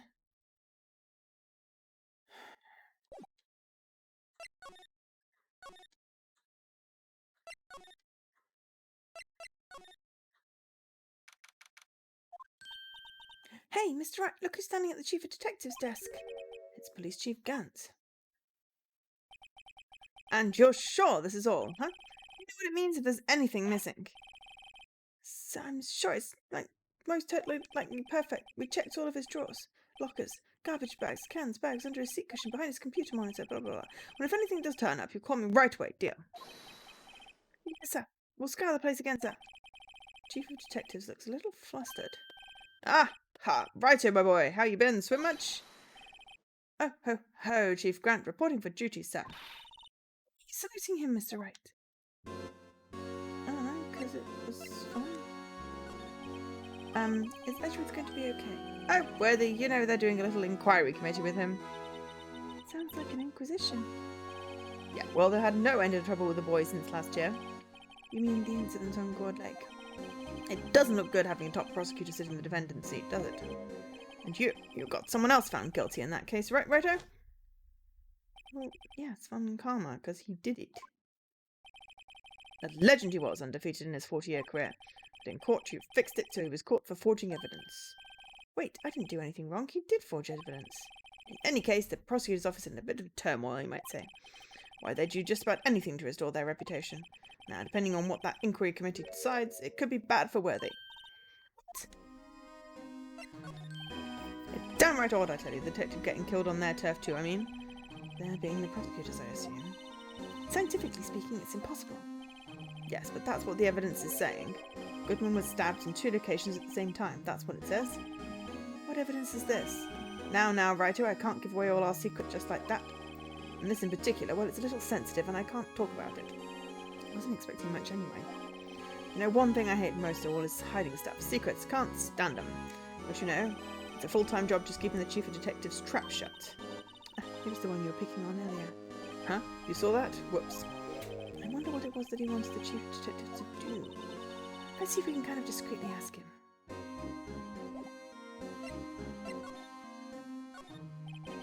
Oh, sorry, you have to see that. What exactly did the Chief of Police want you to do? Well, see, over there? That's Goodman's desk. He wants me to check it for anything that might be a clue. He took away every last piece of garbage in the trash can. So nothing belonging to Detective Goodman is still here? Of course not. Well, except for this. What? You kept something? Sure, why not? It's not important. He didn't even finish writing it. It's a lost item report, but it's only half complete. A lost item? Did Detective Goodman lose something? Data notes, February 22nd. Better make a note of that just in case. Goodman's lost item report. I really get back to investigating the police department crime scene. Okay, but, you know.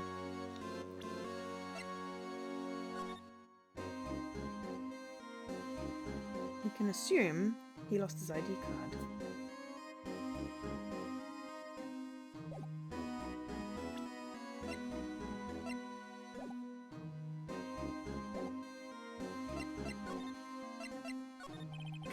Actually, I was wondering if I could ask you a favour. Well, I never thought the day would come when Wright asked me for help. I was wondering if we could investigate the evidence room. He's doing that look again. Now, Righto. Actually, I'm sorry, I don't need to investigate after all. Righto, please, do I look like a selfish man? Huh? Heck, if anyone asked me, sir, can I borrow $50, I'd give him $50 no problem. So go ahead, investigate that room to your heart's content. Knock yourself out. It just goes to show you never know until you ask. And for you, here, you can borrow this. Hey, this is the detective's ID card, isn't it? That's a special card for guests, so don't lose it. With Bruce Goodman on it. Yes, sir. It's an honour. You just run along and do your best now. Later, folks. Got one of those. Hey, it looks pretty cool on my label, doesn't it? Just think, a real ID. You seem happy. Yes, sir. Because, sir, we get to go to the evidence room now, sir. I think this place is a bad influence on the girl.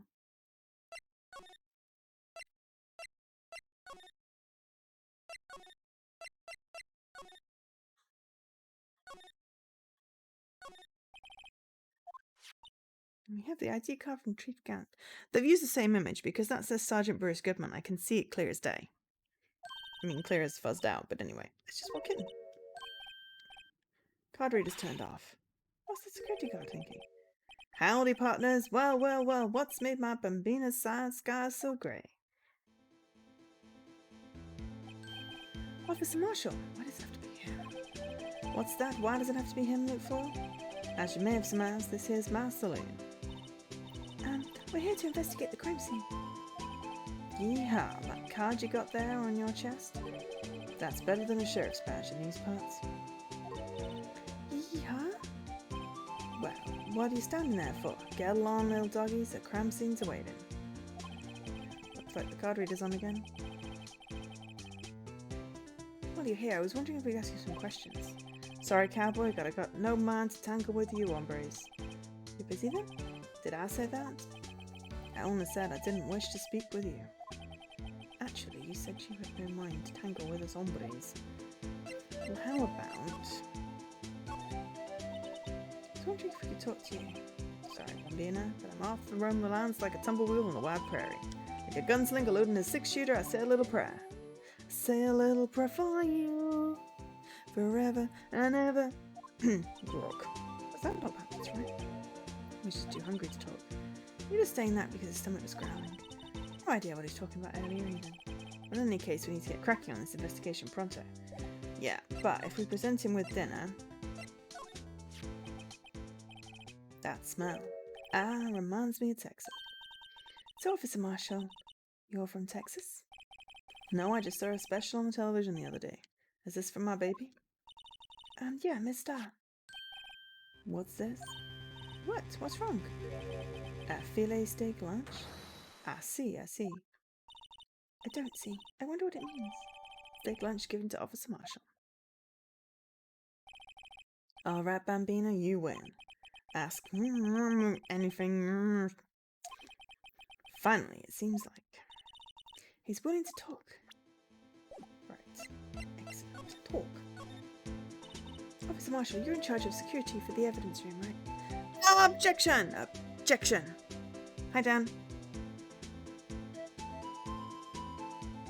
Objection! Milo is too cute! You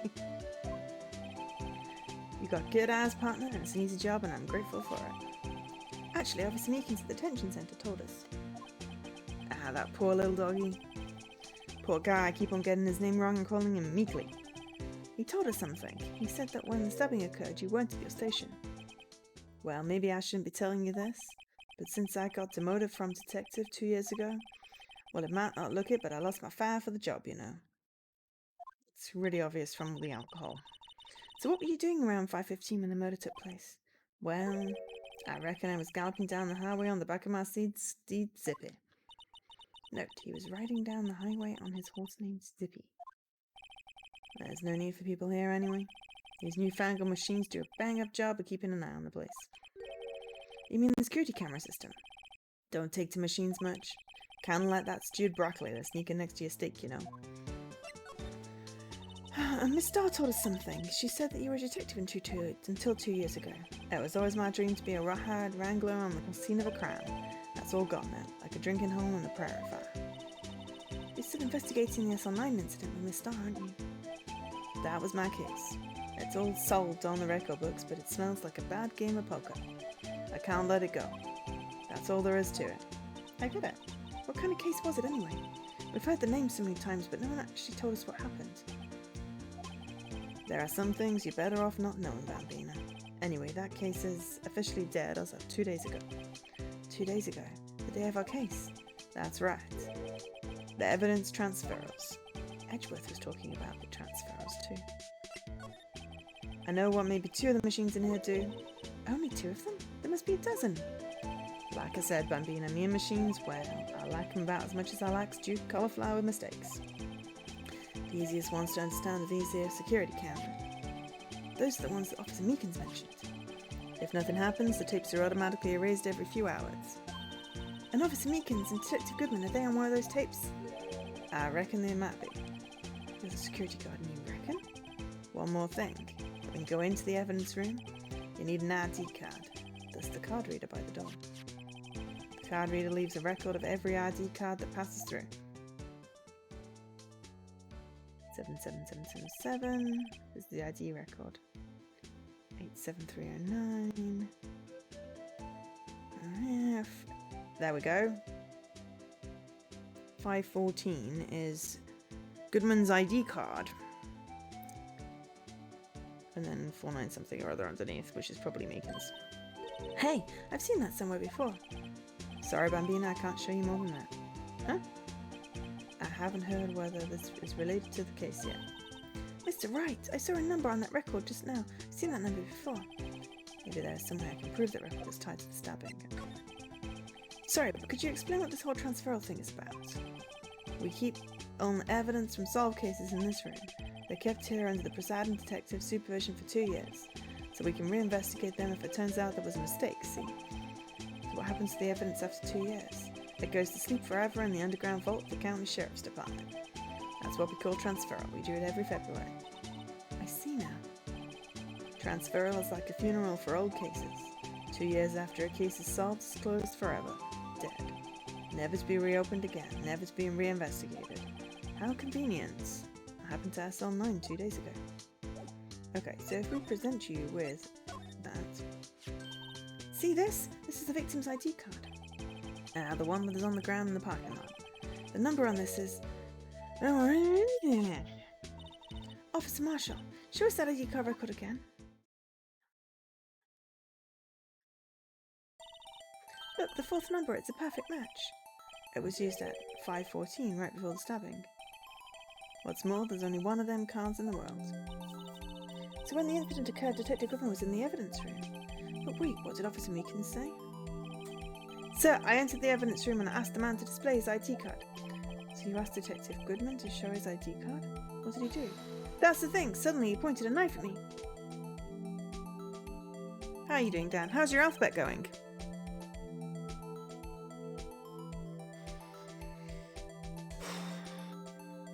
I'm tired. We'll see how we go. He had his ID card then. Why would he have pointed a knife at Officer Meekins? Alright, compadre, you win. I guess I can give you this ID card record. And for the court record. I've got an idea. Maybe I should show this list to other people with IDs here. Okay.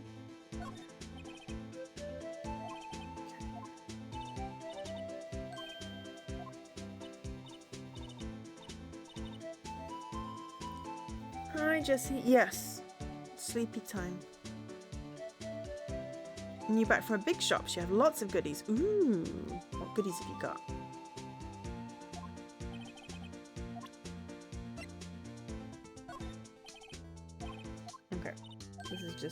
This is not a relevant piece of information.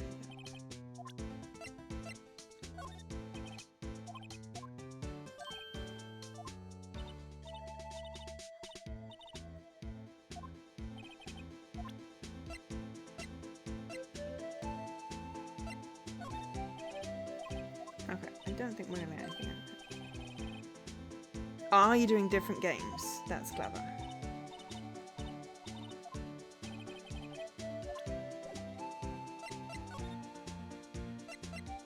Let's go to the evidence room. I was like, this is why I started Ord for the next alphabet challenge. And then I was like, oh shit, there's a couple where I don't have letters. But they were pretty easy to source. So it was quite, in fact, the easiest alphabet challenge I have ever done. And I still have some letters left. Didn't even have to skip. So my place in the club, whatever number we're at to now, is solidified. Ooh, okay.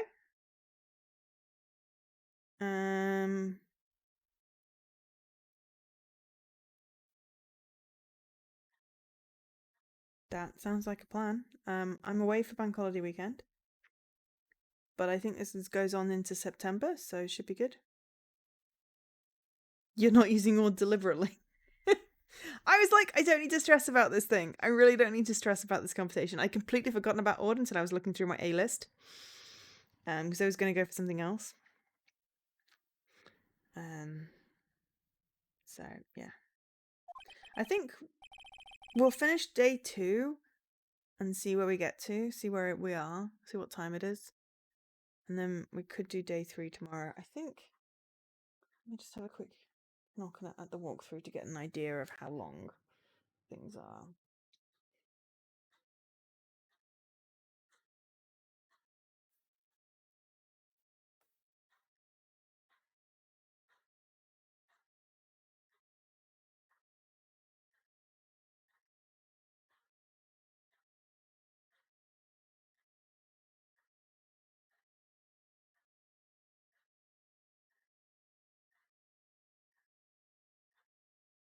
Okay, so we might go slightly into day 3. Oh my god.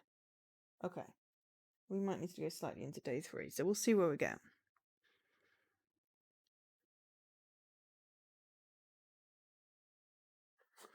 Which list do you... Oh, hang on.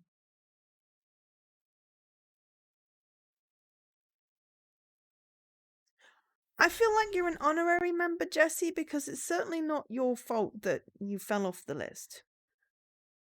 I consider you part of the club. I saved you a seat. But I was just saying, I took the easy route out. I used Ord for the alphabet challenge, where mostly. But yeah, so, I mean, the thing is, it's just because I've got 2 weeks off in September. So I'll be well up for just, munching some Overcooked. Or there's also some streams. But if you don't want to be on stream, then I'm still up for doing... I should probably find out my headset so we can talk. But yeah, definitely up for doing some Overcooked. Quiet, the investigation must be over. So this is the evidence room. It really is kind of like a graveyard. Graveyards are supposed to have grass and trees. This feels more like a morgue. Nice try, Mr. Wright. You can't scare me. Whoa. Whoa. Okay. Did she slap him or something? Sorry, I thought you were a ghost. I wouldn't recommend going... Oh dear, okay, hang on. I wouldn't recommend... Oh, why am I going American? I want to go freaking Scottish. Scottish. I wouldn't recommend going around smacking ghosts on the head, pal. See, I say Scottish, and I say it in a Scottish accent so I can reformulate my voice. So, is it true what I heard? Righto, please. Do I look like a selfish man? Heck, if anyone asked me, sir, can I borrow $50? I'd give them $50, no problem. So go ahead, investigate that room to your heart's content. Knock yourself out. Yeah, it's true. It's the chief of police can't. All only won $50. Even me? Oh, so that's what you're talking about. Actually, I was put in charge of the investigation for today. Just for today. Boss for a day. But guess what? You got permission from the chief, so now you're boss for the day. Gee, thanks. First of all, you'll want to have this. Ooh, evidence from floor plans added to the court record. Okay, so let's have a look at the court record then. Okay, that is a really boring plan. How about we talk to Gumshoe first? So, Detective Gumshoe, your boss for the day. That's right. That's an honour. After all, the murder took place right here under the police department. But if you're boss, why are you all alone? Where are your underlings? Well, using yesterday's findings to prepare for tomorrow's trial. In other words, you got kicked out of the investigation again. I'm adamant though. I'm going to take control. Don't put this case to rest. In my only evidence locker, pal. You have a locker in here too, Detective Gumshoe? Ah, of course. I am a detective after all. They gave me a locker that only I can open, pal. Only you can open. Interesting. I'll always believe in Mr. Edgeworth, no matter what happens. So, Mr. Edgeworth is with the inquiry committee now, right? They're trying to figure out who's responsible for that mess up in court today. I see. I guess this is what you call feet. Mr. Edgeworth just can't get away from that case. That case? Yeah, that case. That SL9 incident, of course. I was the beginning of the end for Mr. Edgeworth. Maybe we can get him to tell us more about the case. This place is more high-tech than you might think. Every locker is fixed so that only one detective can open it. Using their ID card. Well, that's the thing, pal. ID cards can be lost. Why, I'm on my 3rd card since entering the force already. That sounds like a lot. Yeah, but even I can't lose my own right hand. Right hand? Oh, you mean your fingerprints? Exactly, pal. The lock for each locker is coded with a fingerprint. So the only locker we can open is our own. There are 2 lockers open right now. I'm seeing lots of evidence. Funny, they look like normal lockers. These are the latest model. As a trick to the handles, see? The handles. On the other side of the handles is a sensor, and if the wrong person touches it, zap! You get a shock! If that's what happened, my hand would be black and smoking every day. In any case, the locks aren't that obvious. There are even some people on the force that don't know about the fingerprint locks. Interesting. Evidence locker, it's the court record. Okay, so present IDs. Could you take a look at this? This is the ID card record of people came in on the day of the stabbing. I heard the rumours.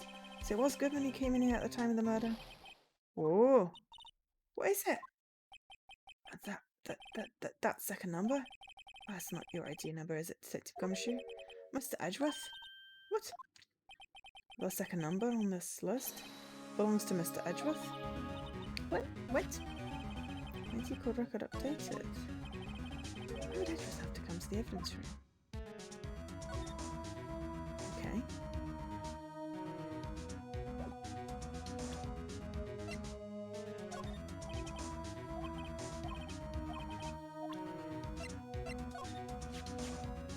Goodman note in that switchblade knife. But Edgeworth was the most surprised of anyone because of the SL9 connection. That was Mr. Edgeworth's first big case, 2 years ago.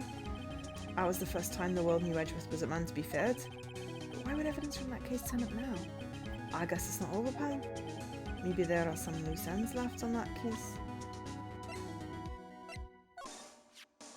It's a photo Miss Starr took. Anything you can tell us about it? Miss Starr is quite the lady. I remember it was winter, I was 16. She was the only one who ever got me to talk about what happened. 16, that's how old I am. Now, what happened? Detective Gumshoe wore a trench coat in high school too.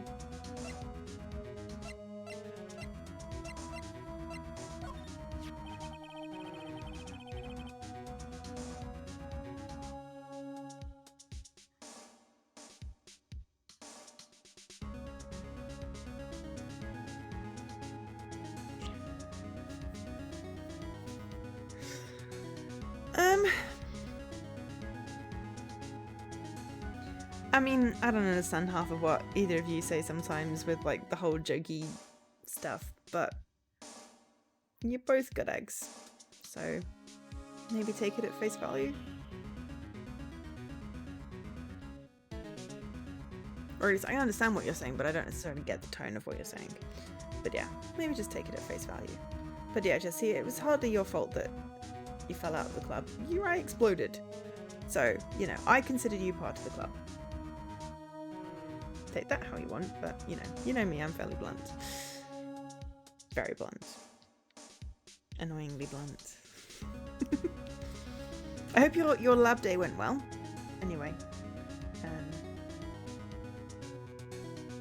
I'm waking up a little bit now. I can't decide if I'm hungry or thirsty. I'm gonna have some tea.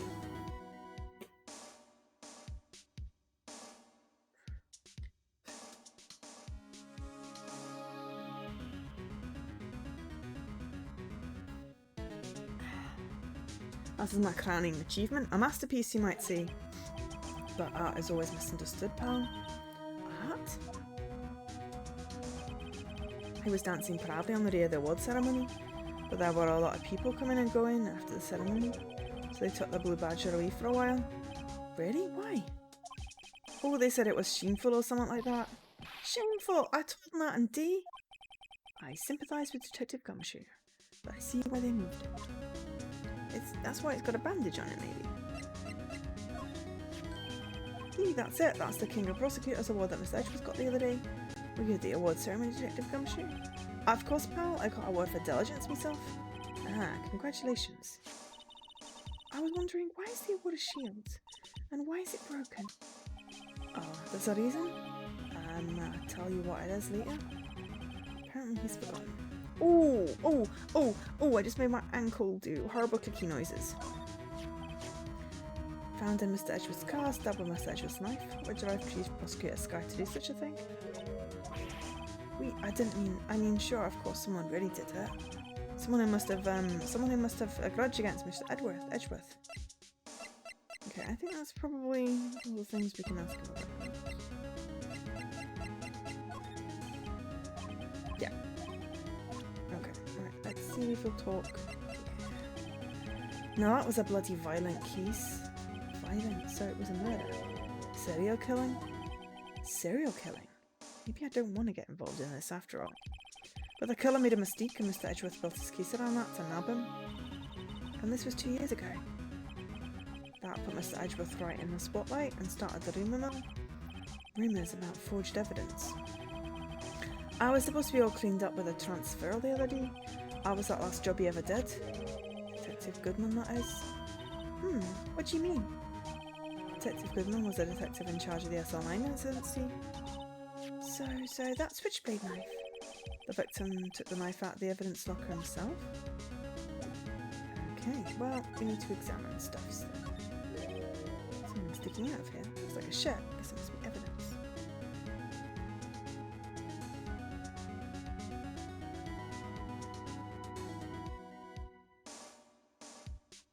Oh, sounds like a really good call. You shouldn't have to clean up after other people's mess. So, good for you on sticking up for yourself.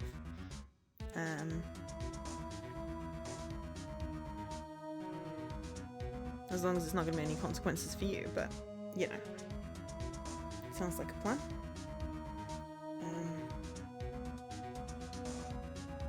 Yeah, cool. I'm curious what labs you've been doing this term. Do you do the same ones each year, or do you mix it up? I'm sure you've told me before. You know me, I remember like a freaking sieve. I don't intentionally forget. Some stuff just slips out. Looks like a shirt. Guess it must be evidence of some case. I wonder if Detective Gumshoe put this here. There you go, pal, making me out to be some kind of slob. I'm not responsible for the evidence here, that said. I bet that evidence locker was opened recently. How do you know? If you leave things hanging out like that, the evidence gets dirty or ripped.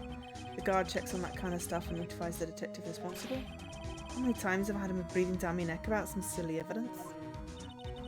Sounds like Detective Gumshoe leaves evidence hanging out a lot too. Bet he doesn't tuck his shirt into that trench coat either. If you're going to talk behind someone's back, don't do it right in front of them, pal. Stuff with evidence. High tech. Stop clicking my ruddy ankle.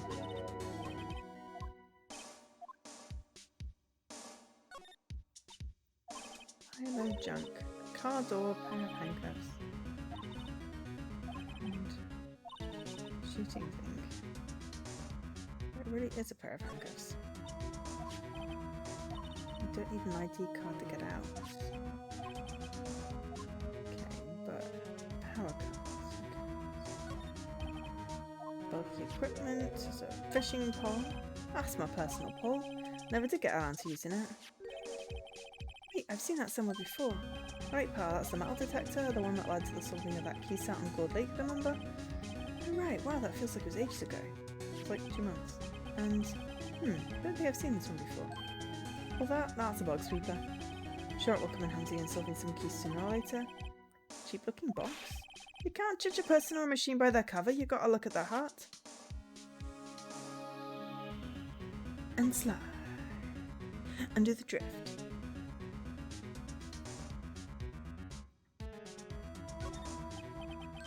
What's this? Blood?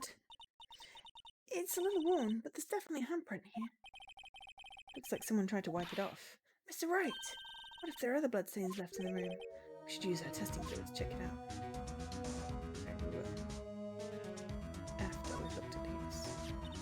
Wow, someone must have broken something big to make all these pieces. Detective Gumshoe, perhaps? There you go, pal, making me out to be some kind of hooligan. That's apparently from Case. The Case? The SL9 incident, pal. See the sticker on one of the pieces there? Another piece of SL9 evidence. Look what shape these pieces were in before whatever it was broke. You want to try to put it back together? Ha! Good luck, pal. That's no job for amateurs. Why, I spent a good 3 hours on that before I had to give up. That's why I always carry around a tube of glue. Well, this piece looks like the bottom. Let's try putting the rest in place. Okay.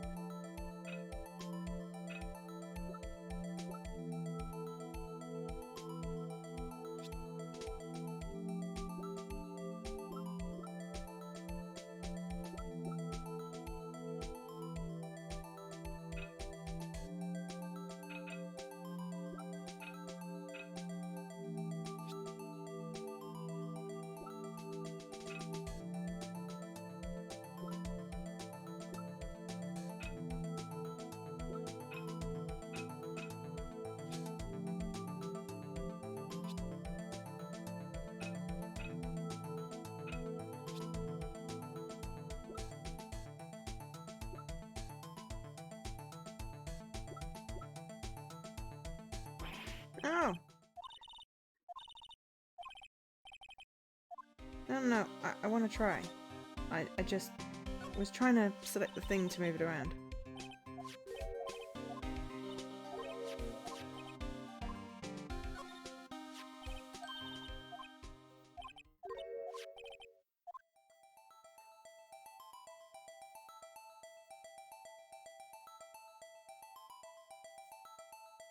Go for the first one.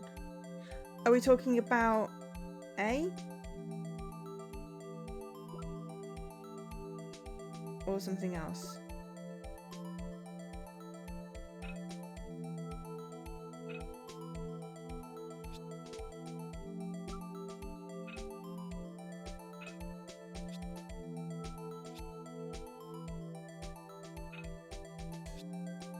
Oh, for site completion. Sorry. I am paying attention. There we go. Thank you. Right, thanks. I wanted you to move around. That's what I wanted.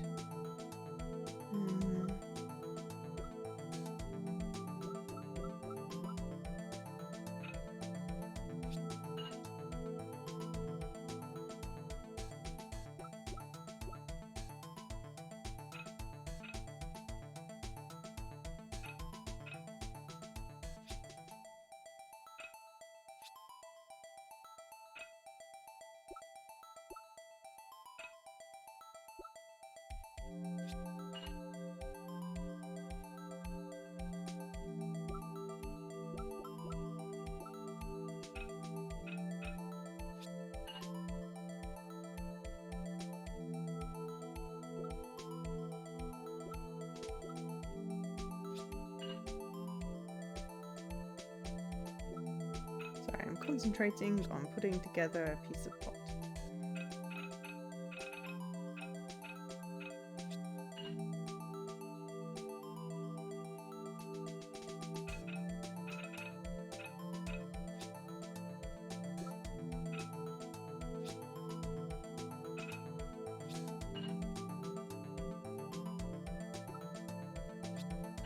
There is a piece missing.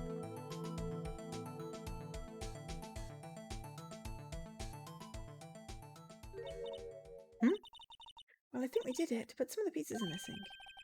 Yeah, I got that far two minutes in myself. The problem was finishing it. Some pieces stolen? I bet they were missing to begin with. Still, it doesn't look like the most stable kind of jar. I kind of understand how it got broken. Unstable jar.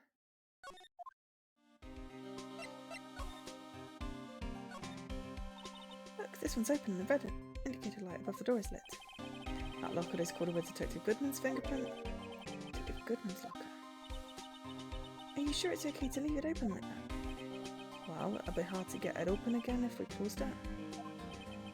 It's empty. We must have taken the contents elsewhere.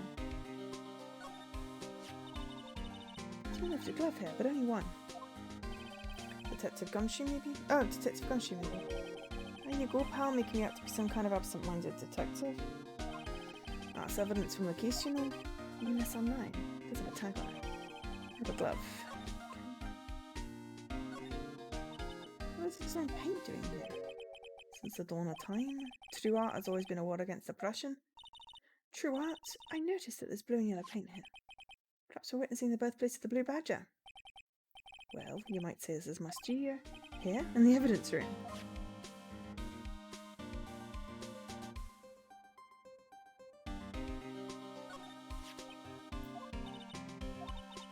Why are some of the pieces missing? Two doesn't seem a lot unstable. No wonder it broke. Sure, remember that next time we make a jar.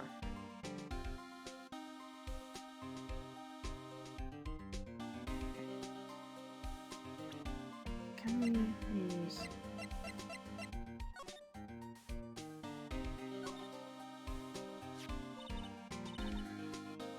What can I explain this?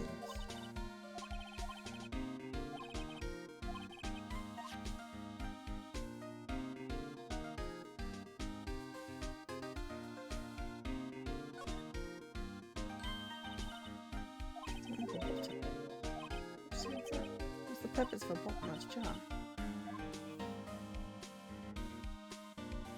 Kind of looks like something, don't you think?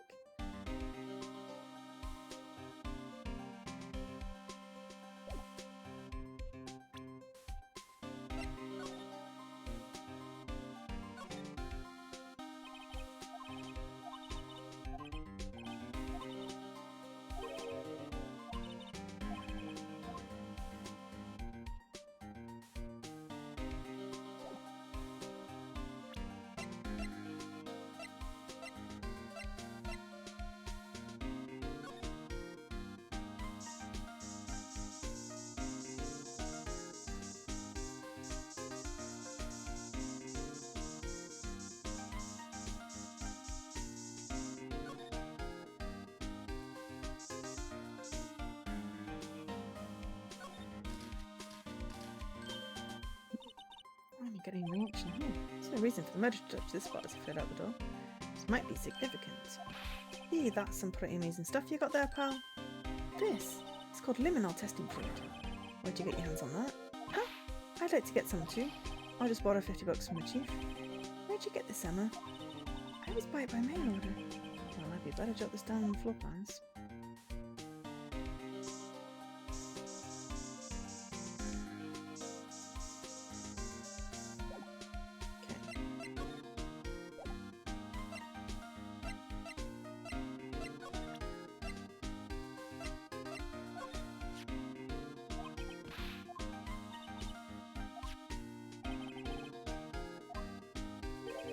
At the same time, he was found dead over at the prosecutor's office. So how could he have opened the locker?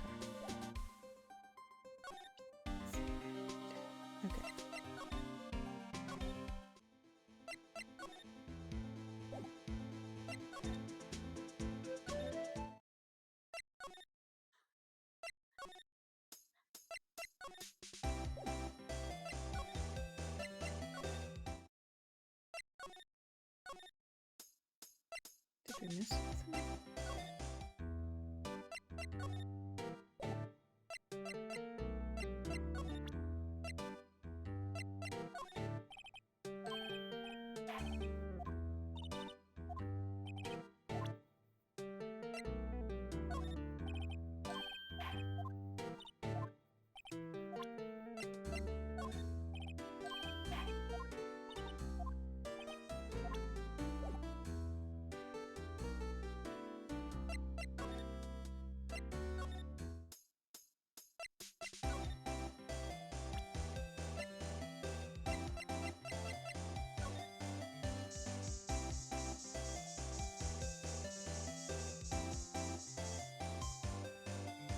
Blood on the phone. Good luck with your site completion. Blood must be from me. No, my sister isn't me. You did call it, didn't she? Time of the crime. Her right hand is bandaged. Hey, just whose side are you on? This has nothing to do with taking sides. This means that Lana's hand has blood on it. It just keeps getting worse.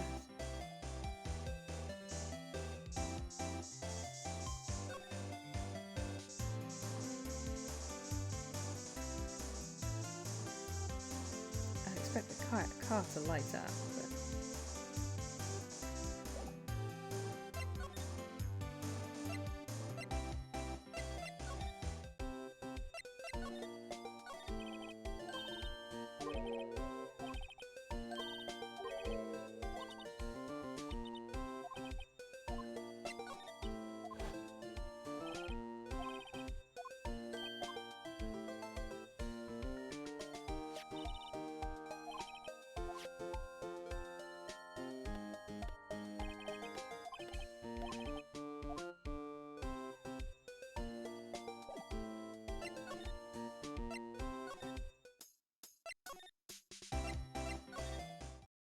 It's not there. What am I missing?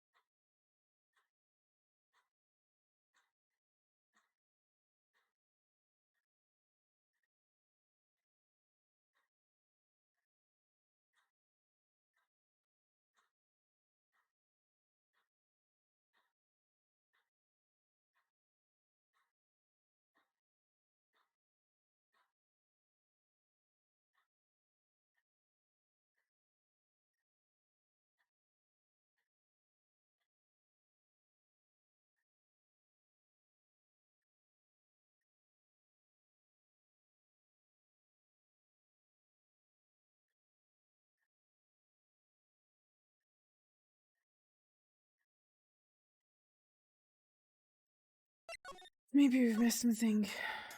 We can spray.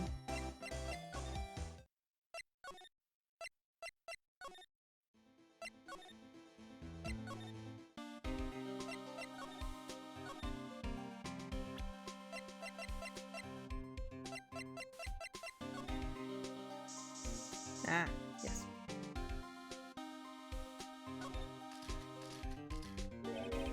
It's been one massive pool of blood. Professional. Pure blue blood? Maybe Detective Goodman was actually an alien! This proves that something really happened in Frisbee's locker. We can edit the floor plans. Yeah, if you don't want my opinion, you shouldn't have asked.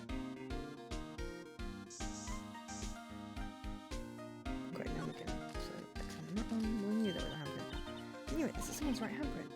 What? What's the matter, Detective? That's locker? It's mine? It's yours?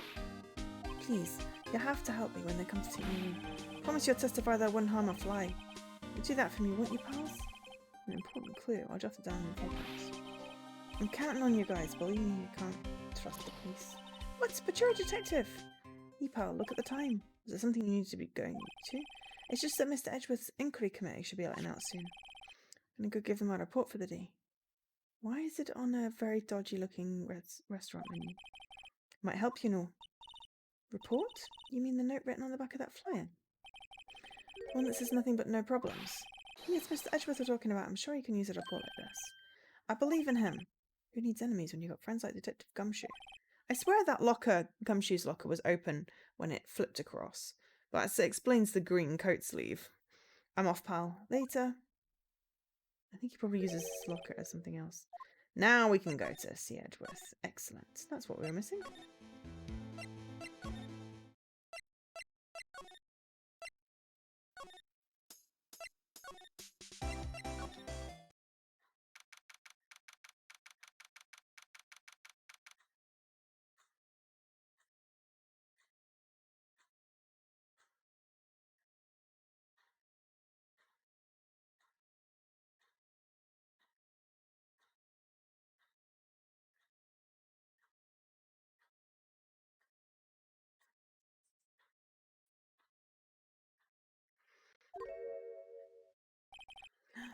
Oh god, I hate this bellboy. Ah, guests, my apologies. Oh, it's you. Have we met somewhere? Mr. Edgeworth, I beg your leave. So long. Is Edgeworth here? There, standing by the window, a teacup in his hand. Right. He has the hotel bring him tea service. Mr. Edgeworth, you're back from the district prosecutor's office inquiry. I am. By the way, Detective Gumshoe was looking... Oh, by the way, Detective Gumshoe was looking for you. Ah, yes. He brought me the latest information, it seems. Really? Was it helpful? Apparently a new French restaurant is opening near here. I think he was trying to console me somehow. The real info was on the other side, Edgeworth. Poor Mr. Edgeworth, I think this whole thing is really taking a toll on him. Okay, talk. So, how did the inquiry committee go? Actually, they decided to treat this not as a case of concealing evidence, but as a communications error during the investigation. Concealing evidence? Yes, apparently there are some who believe that I concealed evidence. They gave me a warning. You were lucky this time. Again. Again? I've heard them say that so many times, ever since that case 2 years ago. Are you okay for the trial tomorrow? Well, I'm still the presiding prosecuting attorney. However, something happened. They gave control of the investigation over to the police department. The police department? Yes, any further investigation of this case will be directed by the Chief of Police Gant. I can do nothing but wait for his results. I see.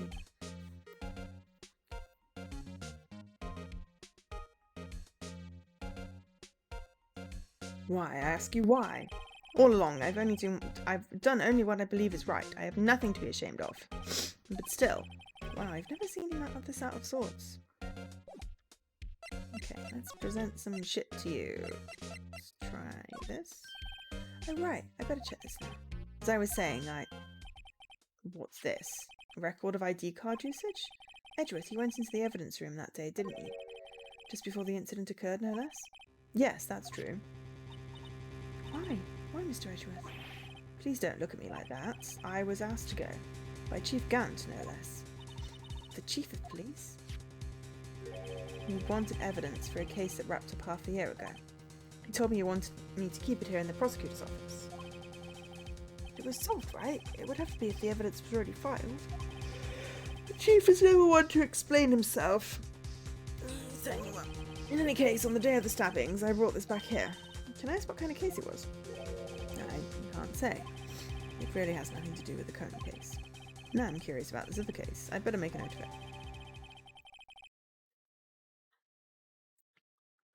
Unrelated evidence, screwdriver. Stubborn as always. I told you this has nothing to do with the current case. Okay.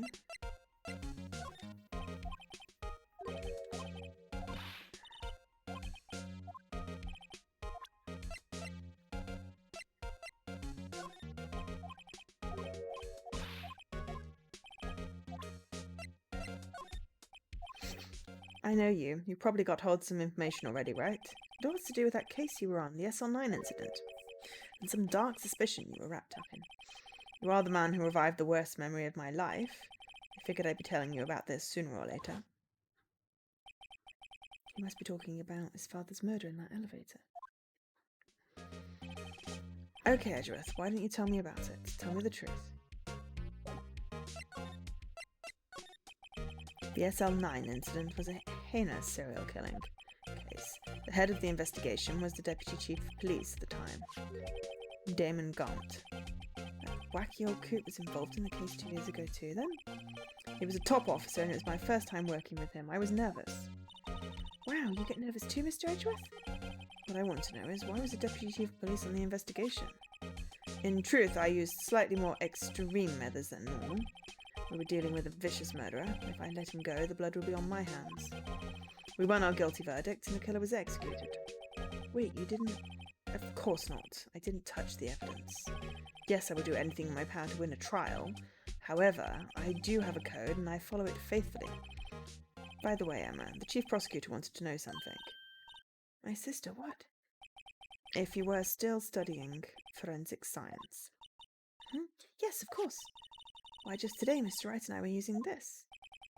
Luminol testing fluid, Well then, you might have use for this. Aluminium powder for taking fingerprints!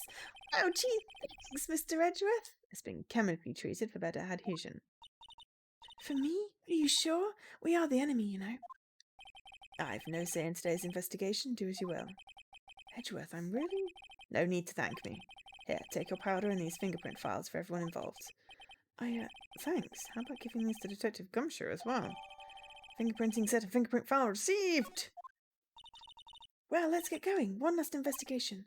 Right. I do seem to remember seeing a suspicious handprint somewhere. Do, in fact. Let's go! To the evidence room!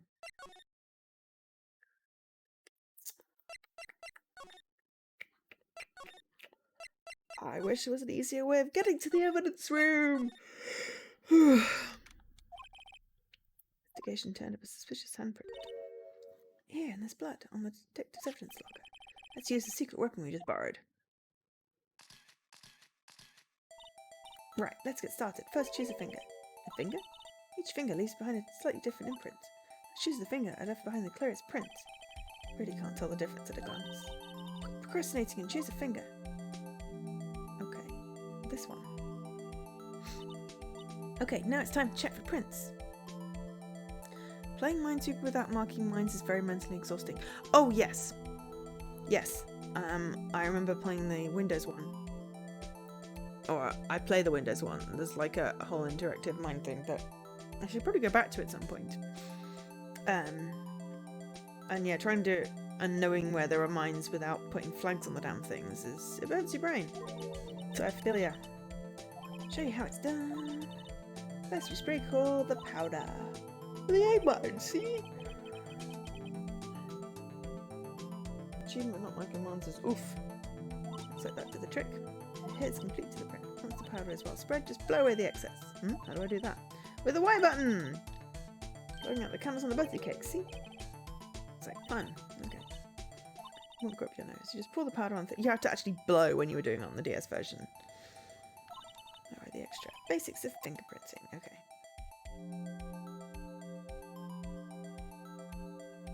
Alright, we're putting lots on because it's fun. Aha, you did it. You found one, but it looked nothing like a fingerprint. Now that you mention it, I guess it doesn't. It looks like a glove print. What does it mean? It means we're out of luck. Out of luck? The person who left this handprint must have worn gloves. Tell me we've been wasting our time here. Calm down. But it does seem a shame. Look for other prints. Yeah. Oh, there's a smudge.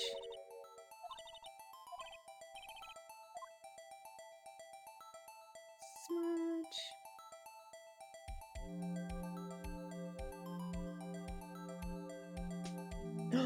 Oh, that's a nice clear one.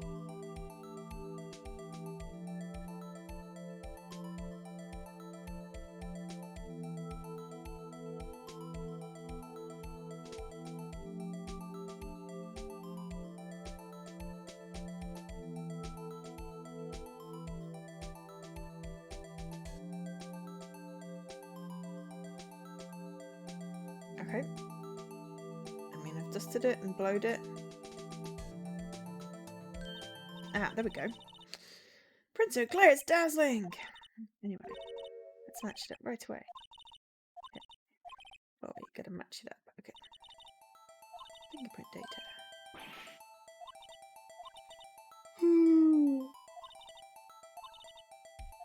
It's gonna be gumshoes.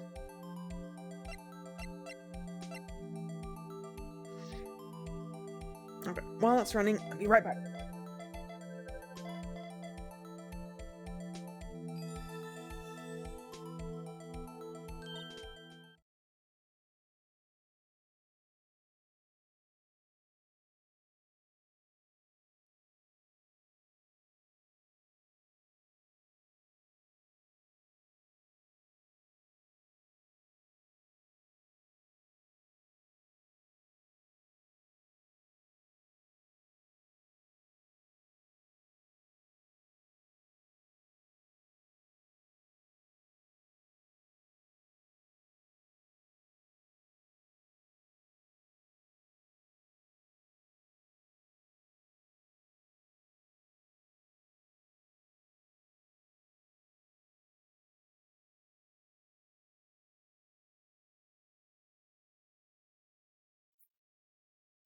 Aha!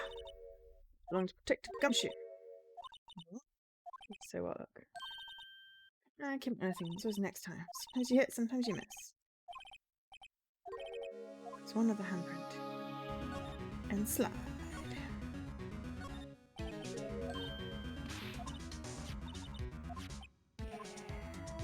Check for prints.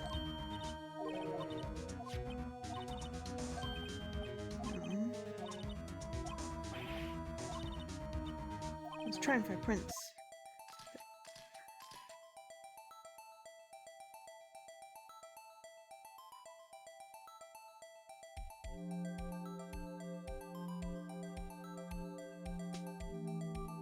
Do it all nice and thick, so that this time we should be able to do it in one.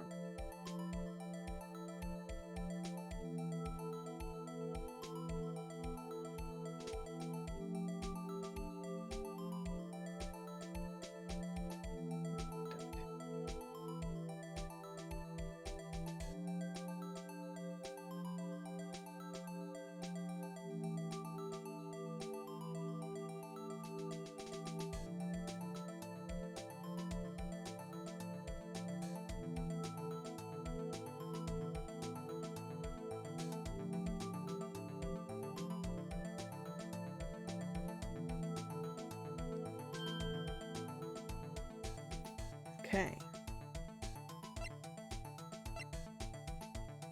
Sure.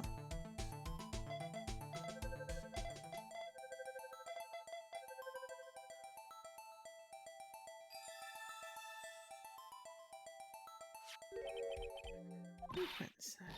Whose are they? Is this someone I know? Officer Marshall. Huh? Officer Jake Marshall? Marshall's fingerprints added to the court record. Gotta be a coincidence. He's not involved in the crime. It's decidedly different from Detective Gumshoe's prints. Minimal reaction. Blood and the fingerprints are in the same place. Oh! So we have Jake Marshall's fingerprints on the wiped bloodstain. But why would Officer Marshall? Looks like our investigation is finally turning up some results. I guess this is what you'd call decisive evidence. I don't believe it. To be continued.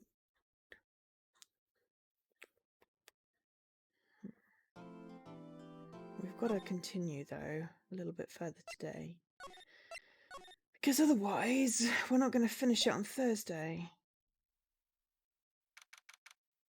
February 24th, 9:41, District Court Defendant Lobby number 2. So what do you think, Mr. Wright? The prosecution is confused as we are.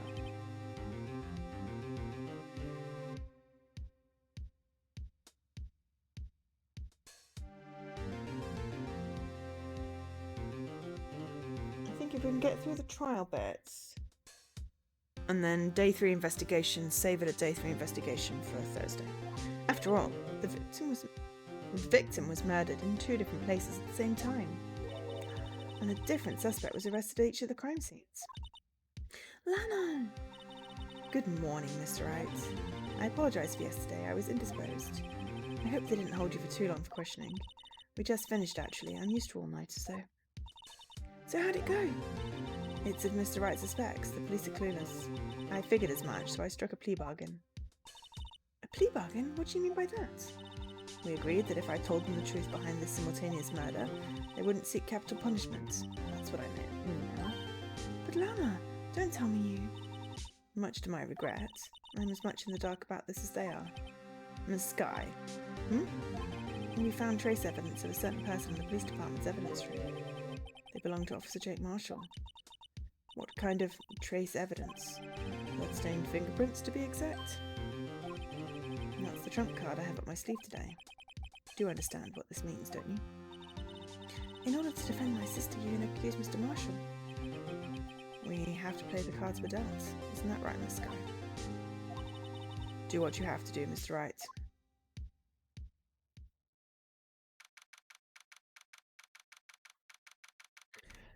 10 a.m. District Court number 9. Court is now in session for the trial of Miss Lance Skye. Defense is ready, Your Honour. The prosecution is... I'm afraid you'll have to clarify. It takes 30 minutes by car to reach the police department from the prosecutor's office. If the victim, Bruce Goodman, was slain at both places at the same time. That's not physically possible, is it? What's more, I heard the victim from the evidence room just disappeared. Yes, and the body eventually reappeared in the trunk of Miss Sedgwick's car. Wow, this is one messed up trial. One of my duties as prosecutor is to present impartial evidence. Today, I will present evidence relating to the murder at the police department. In so doing, I believe the way in which we should proceed will reveal itself. Now that's what sets Mr. Edgeworth apart. He sounds so on top of things, even though he doesn't even know what's going on himself. And that's supposed to be an admirable trait? Very well, let the trial resume. On the day of the crime, what exactly transpired at the police department? Mr. Edgeworth, you may call your first witness of the day to the stand. For its first witness, the prosecution calls the suspect to the murder that occurred at the police department. The suspect, you mean the so-called murderer? Oh boy. Things are getting wild from the get-go.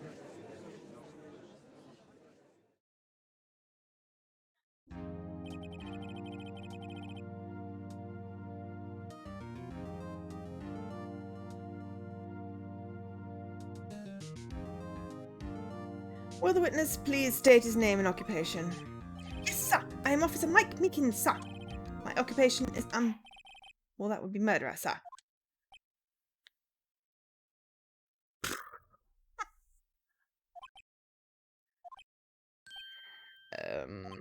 So you're telling us you're a professional killer? Sir, it was me, sir. I'm the one that did it, sir. I'll never kill anyone again, sir. You've got to believe me, sir. Actually, what we'd like to hear from you is... Sir, I'm what you would call part of the younger generation, sir. A person whose actions adults can't possibly comprehend. Please, Miss Edgeworth, sir, help me, sir. Officer Meekins. Yes, sir. Give us your report of the crime. Consider that an order. Yes, sir, as you wish. After all, I'm part of a generation that must be told what to do, sir. I can't fault him for a lack of enthusiasm. Crime report, sir.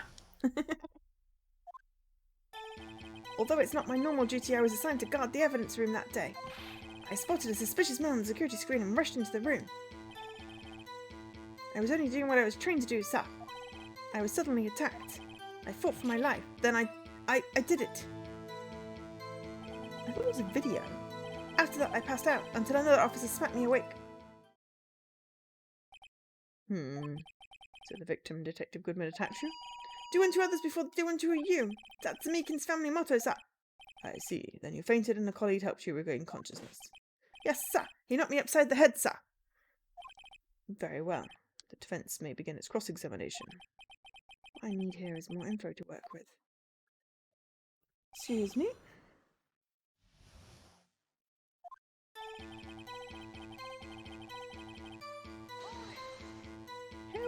Mr. Meekins, you work in the General Affairs Department, do you not? Yes, sir. I'm in charge of hiring new recruits, sir. Yikes, now there's a scary thought. Evidence transfer was taking place on the day of the crime, which meant many of the officers were given special tasks not ordinarily performed. I was in charge of guarding the Blue Badger, sir. The Blue Badger? Yes, sir. The lovely police mascot created by the Chief of Detectives, sir. I was to ensure that it wasn't broken during the transferal process. That was my sole mission for the day, sir. I see. sounds like a very important mission. After the award ceremony finished that day, there were so many people running around that I relocated the blue badges to the evidence room. Oh, so that's why you went to the evidence room. Tell us, what did you see when you got there? Suspicious more. In order to enter the evidence room, you need an ID card, am I correct? Precisely, sir. I have one right here around my neck. So then, your ID number should be listed on here, right?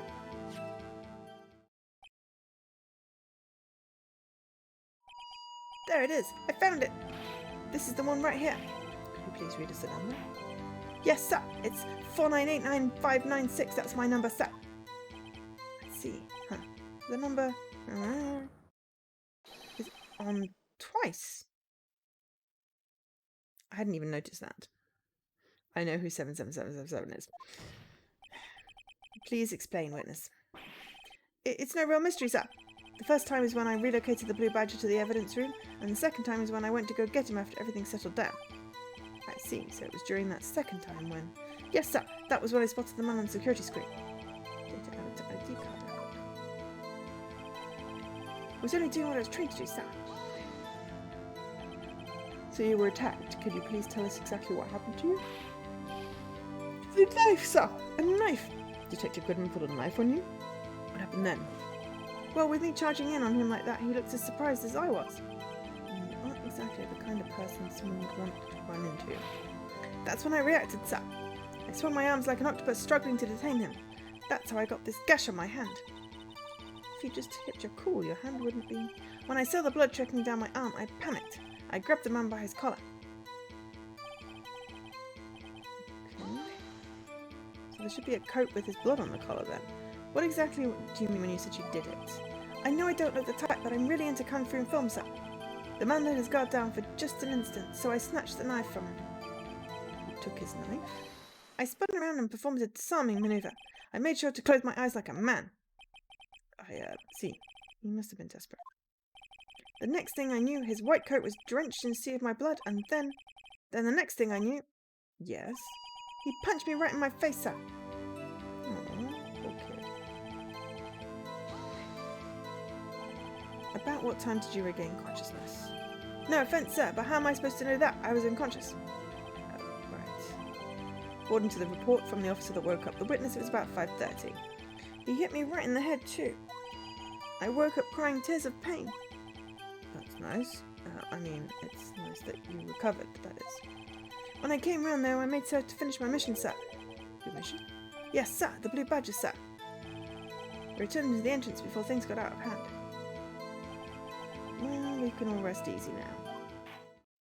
Maybe there's evidence on that. I believe we have a fairly accurate picture of what happened. Yes, Your Honour. Only one thing remains unclear. Was the man that's offered him murdered really the victim? He's got a point. Yes, Officer Meekins. With regard to that, sir. Take a look at this. It was sent to my jail cell. Chief Gunt delivered it to me just this morning, sir. The Chief? Delivered it? What is that? A videotape? Yes, sir. That's absolutely right, sir. A videotape, sir. It contains footage from the security camera in the evidence room. What? But I specifically asked if there was such a tape, and I was told that it had been mistakenly erased. It's quite a mistake. I just do what I'm told, sir. It's the only thing I'm really good at. But communication with the police department is as good as ever. Well then, let's have a look. Show us the video of you murdering the victim. Oh please sir, stop using that word murder, sir. It scares me. Video of a real murder. Just what are you getting yourself into?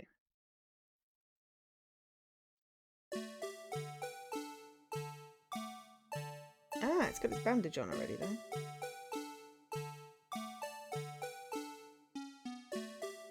$7.14.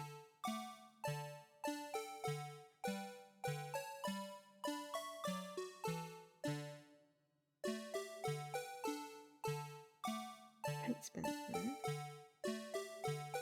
Something fell out. The glove. The glove could have kept the lock from engaging.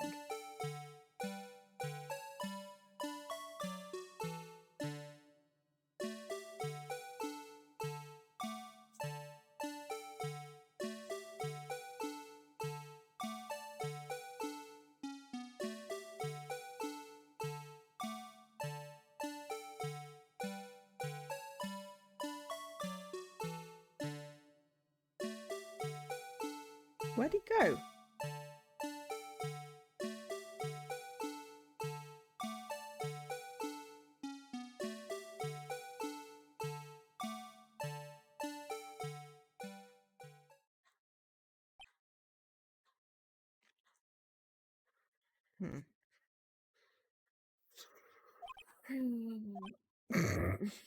I mean, literally, the only crime that looks like is committed is Meekins was assaulted.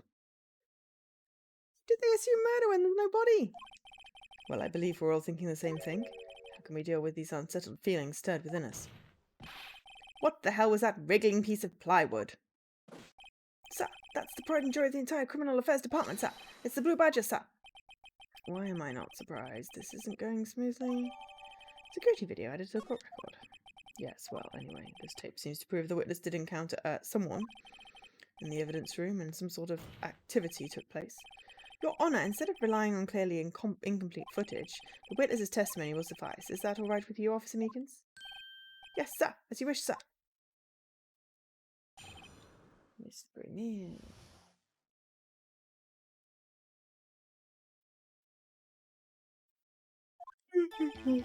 His face can't be clearly seen in the video. There's no question that the other person was Detective Goodman, sir. I mean, he opened the locker which required Detective Goodman's fingerprints to do so. The locker he opened is unquestionably Detective Goodman's locker, sir. So it must be him. No one else could have unlocked it. It's about a fingerprint. Each detective has been given a locker equipped with a fingerprint-activated lock. These locks ensure that each locker can only be opened by the detective it belongs to. Intriguing. That would mean the victim at the crime scene would have had to be Detective Goodman. Very well. The defence may begin its cross-examination. Don't know where this will lead, but everything begins with contradictions.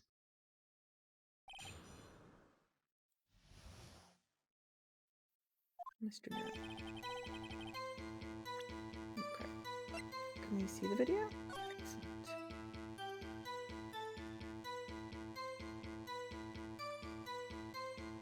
Aha, as I suspected. Has anyone else noticed it?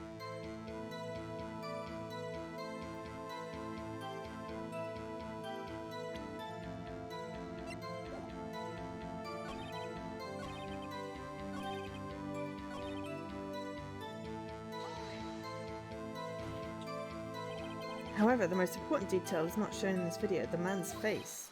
Sir! If I may say something, sir. Please do. After all, you are the one being examined. I don't understand why the man's face is so important in this case, sir. I mean, it was his hand that opened the fingerprint lock. It was his hand that tried to thrust his knife into my body, sir. My unsettled state can testify enough to this, sir.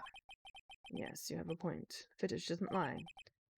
That is, unless the defence can find a problem with it. It's right, let's check the court record again. Is there a problem with the security video? There's a problem. Regarding the video contained on this tape, there is one thing in particular that seems rather strange. Strange? Its contradiction leads to the possibility that the man may not have been Detective Goodman. What? This video contains such a contradiction? Interesting. Your Honour, I have a proposal. Yes, Mr. Edgeworth. I propose we have the defence point out to us this alleged contradiction in the video. You would want me to point it out? Of course. Very well, proposal accepted. Let's further inspect this piece of evidence. I will now apply the security tape. Mr. Wright, please show us the contradiction of which you speak. To point out a problem in the video? The first time I've ever had to do that. You can do it, Mr. Wright. It's set up so you can fast forward, rewind, or pause the video. Just take a good look and be sure to point out the right thing. Please don't point it too many times. We can't stand watching this video.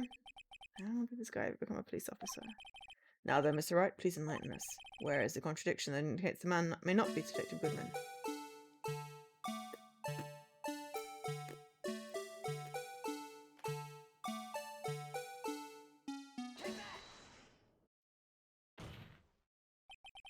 The thing that's strange about this video has got to be this. Mr. Meekins. Sir, do you mean this, sir? As I understand it, the locker apparatus works like this. Music is annoying.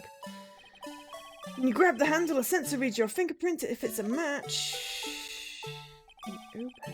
So the light turns on and the lock is released. Who's that picture of in there saluting? Oh, that's his girlfriend. Got no name. light turns on and the lock is released. According to my very limited experience, that's the way I understand it, sir.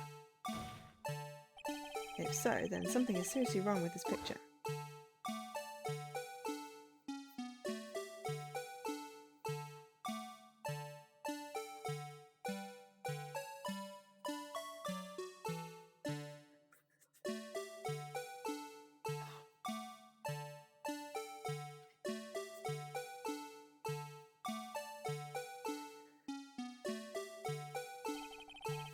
When the victim reaches for the handle to open the locker, let's rewind to a little earlier.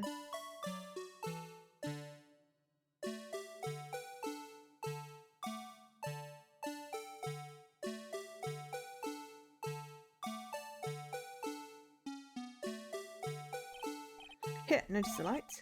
What's this? It's already lit. Precisely my point, Your Honor. The locker was already open before the victim grabbed the handle. Order! Order! Order in my court! What's the meaning of this? It's very simple, Your Honor. The locker wasn't locked on the day of the crime. Locker locks are controlled by an electronic system. When a door is shut, a sensor is triggered. The locker is automatically locked. I know, it must have broken down. Of course, I'm not an expert in this. That's not likely, Your Honor. The sensor would detect and report any malfunction. Oh well, this goes to show novices should keep their mouths shut. So then, Mr. Wright, do you have an explanation? Me, Your Honor? Yes, why wasn't the locker locked? Me, Your Honor? Yes, well, you see, this isn't exactly my field. What do you think, Miss Scientific Investigator? Huh? Oh, maybe something like jam the system sensor? Something jam the sensor, say? Something else that seems out of place in this video. Yeah, I thought so too. There's got to be another clue somewhere in this footage. Well, let's inspect it. The locker wasn't locked. Please point out the cause.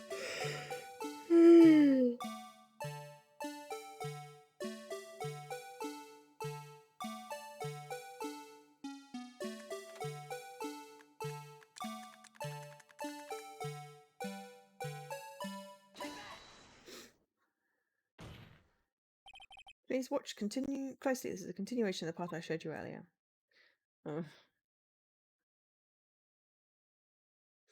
Sorry, this was very slow.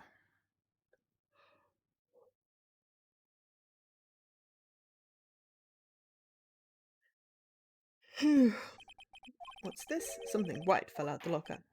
But sir, it's been my experience that things fall out when doors are opened. I often fall out and roll great distances when I open my doors. We can't be sure. That item was completely inside the locker to begin with.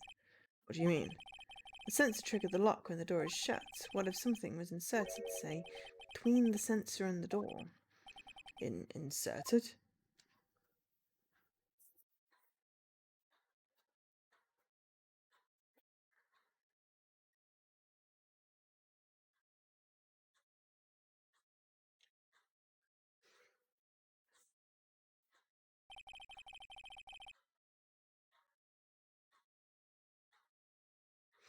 The white thing wasn't inside the locker, it was stuck between the door and the sensor.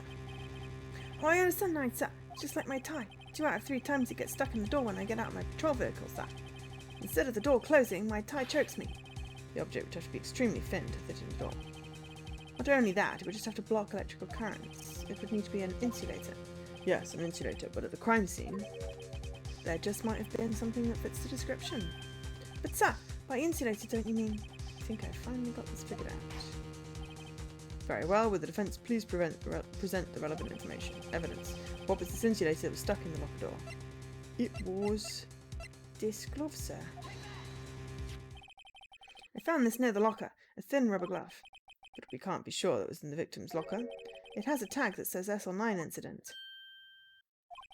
The video seems to depict the victim opening the door, but that isn't the case. The lit lamp attests to this. On the day of the crime, even I could have opened that locker. Is this not so, Officer Meekins? Sir! It would appear so, sir.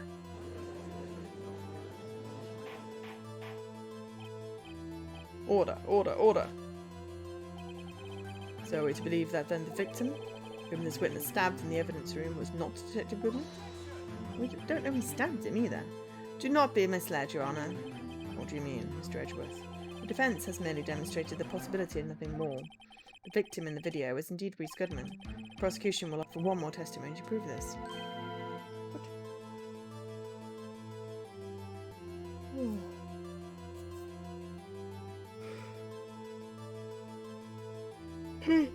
Oh, sorry.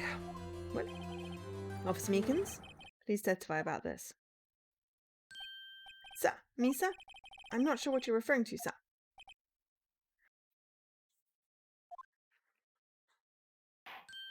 Oh, you mean that, sir? Of course, sir. Is this a joke?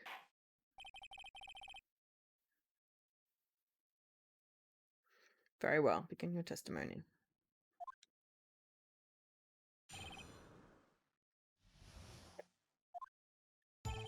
There's one other thing that proves the man was Detective Goodman, sir.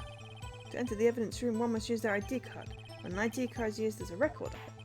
At the time of the crime, the detective has used his card. At the time of the crime, the detective was dead in a boot. An ID card record, I see. I have the ID card record right here, Your Honor. The ID used at 5:15 is that of the victim. 5:14 even, just before the crime. Yes, without a doubt, this is the victim's ID. However, one thing does strike me as unusual. Several hundred cases should have been due for transfer. Why were there so few people using this room? This particular evidence room is only used for storing certain special cases. Special cases? Extremely violent cases involving police staff. Just hearing that makes my hair stand on end. Me too, although it doesn't make much of a difference. There's only a few cases up for transfer out there, and most of them cleared up by noon. Right, I see. Now let's move on to the cross-examination.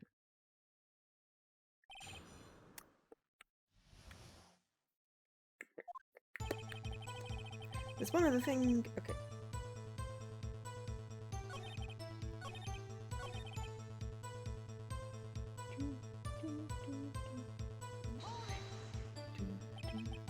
Earlier, I believe you testified that when you asked the man to show his ID card, he pulled a knife on you.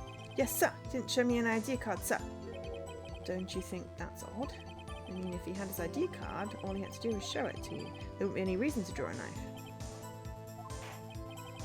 Maybe he just panicked. Everything stems from contradictions. Let's point them out. Mr. Wright, what do you think? I am confused. What? The problem with this ID card testimony is far too obvious. It's not like Edgeworth to miss something like this. You're thinking too hard about it. Come on, let's show them what we've got. Okay.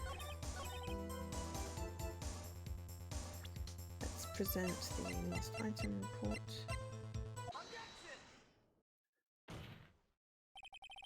Wait one moment, Officer Meekins. I'm not good at waiting, sir. I have the victim's ID card right here. I found it at the crime scene. That makes sense.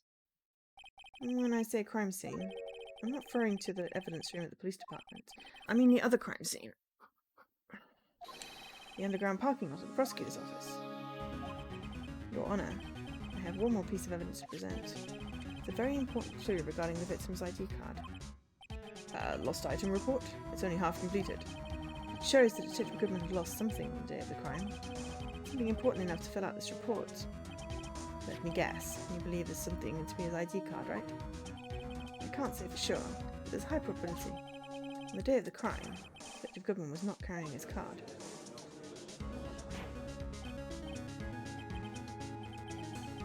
Order, order. So what does this all mean now? It can only mean one thing. It doesn't even require that much thought. The man Officer Meekins encountered in the evidence room was not Detective Goodman, but rather the man who stole his ID card. Which would have been really obvious when he presented it and the faces didn't match. Order, order, order! Does the prosecution have a response? I have only one thing to say to the defence. Bravo, Mr. Wright. Bravo? Allow me to summarise the defence's arguments. 5:15 on the day of the crime. The man in the evidence room Officer Meekins encountered was not Detective Goodman. There are two grounds to support this. First, the locker in the evidence room was already unlocked. Second, the victim lost his ID card. I think we're just building its case against freaking Alana, but there we go. Am I correct so far, Mr. Wright? Yes. What's he up to? That being the case, we must inevitably arrive at a single conclusion. It literally couldn't have been him because he was in the boot dead at 5:15. If the victim in this video is a fake, then the murder in the evidence room is also fake. In other words, the security camera does not show the instance of murder. That is... I guess that's right. Is something wrong, Mr. Wright? Only moments ago you seemed content to be pointing your finger around.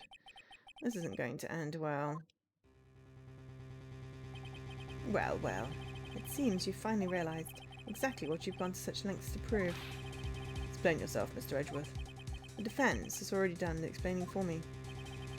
The victim in this video is a fake, which means a murder did not take place at the police department at 5:15 on the day of the crime. So the real crime could only take place at one location, the underground parking, the prosecutor's office. The murderer being Ms. Lana Skye, the defendant. The evidence is compelling. A trustworthy witness observed the moment the defendant used the murder weapon.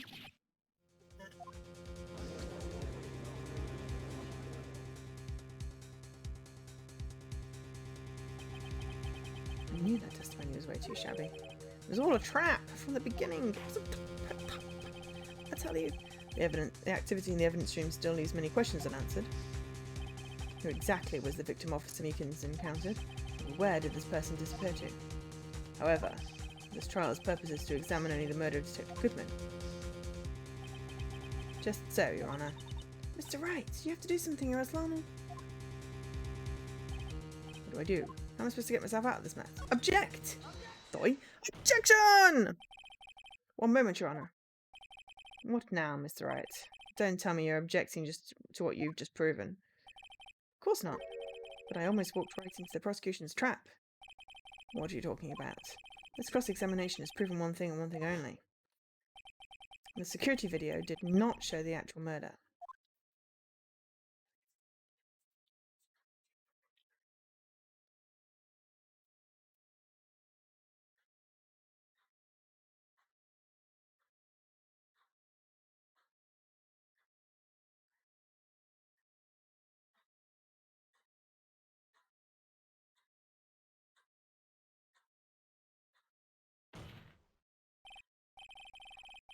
However, it cannot be said that it is unrelated to the murder in the parking lot.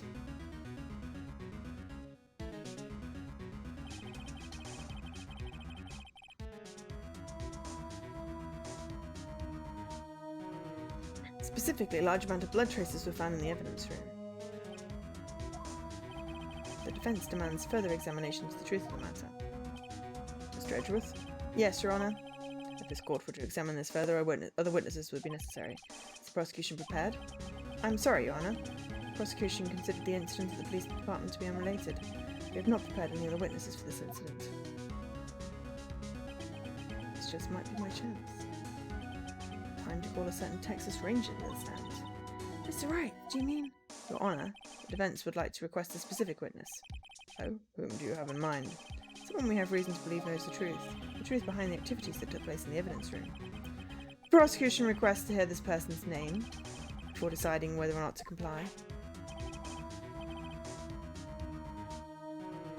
Very well then, Mr. Wright. This person whom you would have testify, what is his or her name?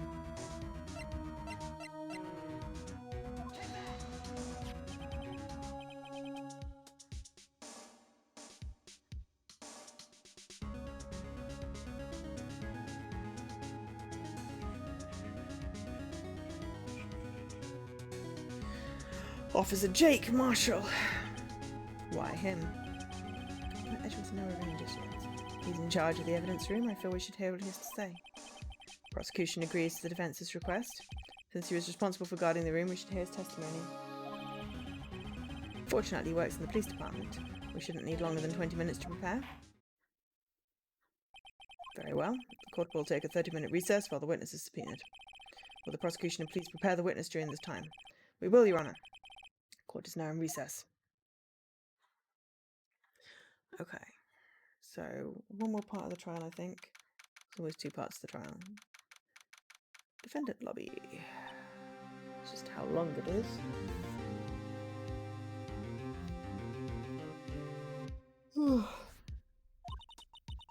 There's no stopping you, is there, Mr. Wright? What do you mean? You called for Jake Marshall. It seems you've figured everything out. I haven't figured anything out. You're the one who knows everything. Emma. always know everything. Why don't you just tell us? Mr. Wright is trying his hardest to protect you. I don't ever recall asking for your protection. How can you be so cold? Don't you trust us? Don't you trust me? Do you want to build a snowman? It doesn't have to be a snowman. Okay, am I interrupting anything, pals? Oh, guess I am. I'll come back later. Gumshoe! Wait, Detective Gumshoe, what is it? You got a lot of love, pal, making a detective run around while on duty. And to top it off, you call me here. I've seen happier people at funerals. Sorry, detective. You better be, pal. Hey, hey, hey, hey! I didn't see that, Chief Prosecutor Sky. That's okay, so have you brought what I asked? Oh, oh, oh, oh, oh, oh, oh, oh, oh, oh, oh, oh, oh, oh. You mean this, right? My apologies, Detective. Due to my present circumstances, I was forced to use Mr. Wright's name when making my request. My name? Never in 11 years, but I thought it was you asked me.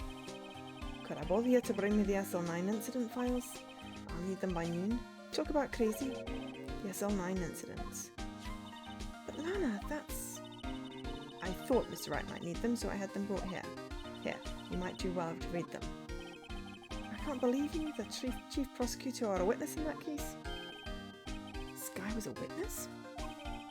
SL9 incident files received from Lana Sky. Take it from me, I don't want anything to do with serial murders. Oh, what, now that I brought your stuff, you're just going to ignore me? No, I'm going to read the files. Okay. SL9 incident closed. Perpetrator Joe Dark, crime serial murder sentence death. Victims Edward Jones, Jason Knight, Edith Kirby, Rachel Moss, Jeb Bates, and Neil Marshall. Trial data. Head prosecutor Miles Edgeworth. Witnesses Lana Sky and Emma Sky. Investigation Task Force. Executive investigators Damon Gant and Lana Sky. So she was a witness and an investigator. Head investigator. Oh, she was an investigator before she was a prosecutor. Interesting. Head investigator Bruce Goodman. Investigators Jake Marshall and Angel Starr.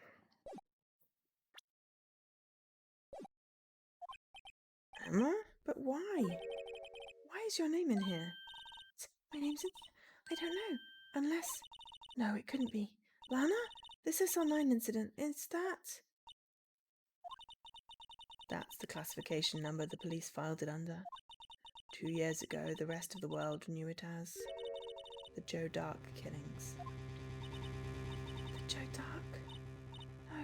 No, Lana. It's over with. No. Oh, no, wait. She ran away. You know what? I just remembered I gotta be somewhere. Sorry, pal, but I'm out of here. Jake Marshall, Angel Starr, Damon Gant, Miles Edgeworth. Not to mention Lana and Emma. Everyone involved in this case is connected to these killings two years ago. This can't be just a coincidence. Knowing you, you just might be able to figure it out. Time to get back to the trial, Mr. Wright. Best of luck. Better take a good look at this file. Continue.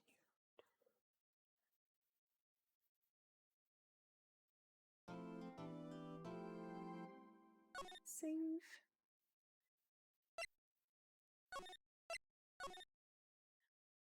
Yeah.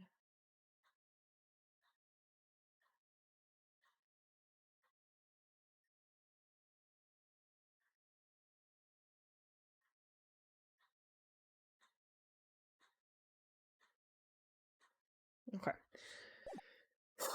Last bit. It's not too late, and then we should be able to finish it on Thursday and get a couple of achievements. Whether or not they'll be on random students achievements, I don't know, and I don't have time to then play through the other ones that they could be. So, but we're shot in the dark, at least finishing this game, or this part of the game, because there's 3 games in one. So this is the Ace Attorney part of it, and this is the last case. And then there's Justice for All, and then Trials and Tribulations. 12:14. Lunchtime. The court will now reconvene for the trial of Miss Lana Skye. I just checked that I've left the door open or not. It didn't come back. Allow me to call the next witness to the stand. The officer in charge of guarding the evidence room on the day of the crime. Let me just quickly check I haven't left my door open.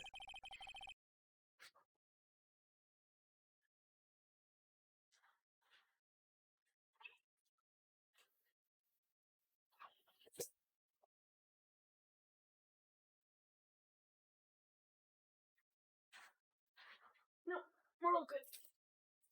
It's not open, there's just a breeze. I'm going to try to not crunch.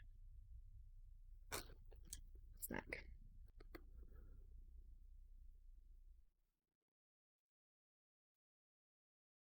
Okay. Witness, please state your name and occupation. Me, partner? Oh, I'm just a man, same as you, wandering the trails of civilization. Occasionally helping the elderly cross intersections when needed. Yes, we get it. Oh, I know. You're a patrolman.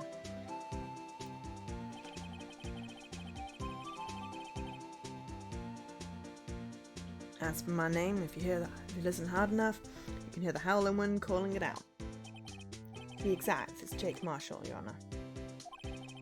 Howling wind? I've never heard Edgeworth described that way before. Now, Mr. Marshall, let me ask you something. You were in charge of guarding the evidence room on the day the crime took place? Is this correct? According to the papers, partner? What do you mean? A desperado's soul is as boundless as the desert sands. No paper can sum it up. Maybe it's best we get on with this quickly. Please share with us your testimony of the day of the crime. Plain old English.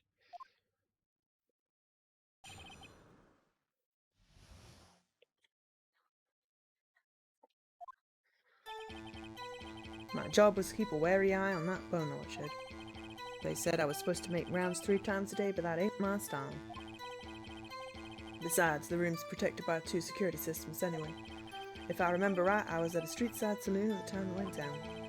I'm just an innocent traveling man, so if you're out, I'm on time I hit the trail.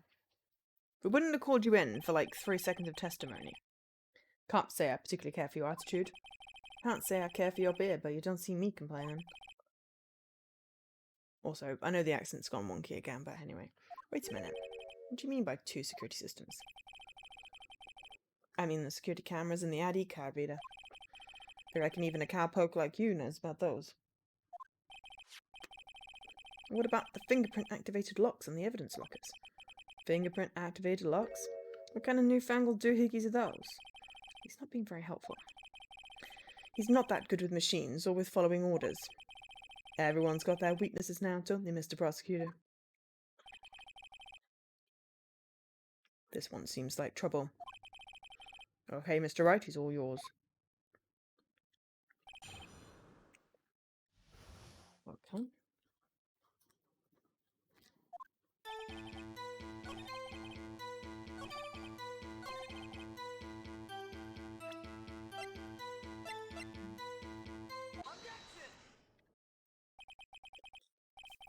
Officer Marshall, doesn't it strike you as odd? That is you being called in to testify like this?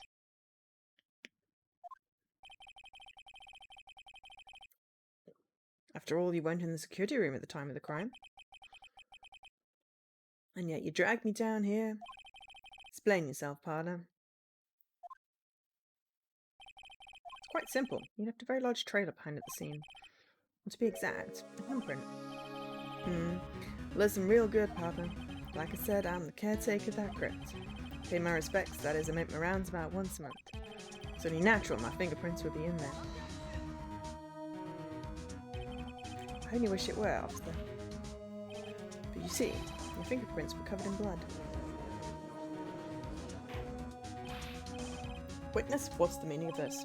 Your blood-stained fingerprints were at the crime scene?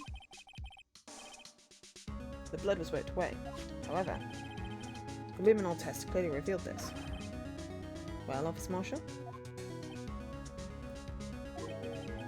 It seems to me There ain't a person in this room with a head on his shoulders. Huh? I take it you have an explanation then, Officer Marshall? About the blood-stained fingerprints? Very well, you may begin your testimony about the fingerprints. Found at the scene of the crime.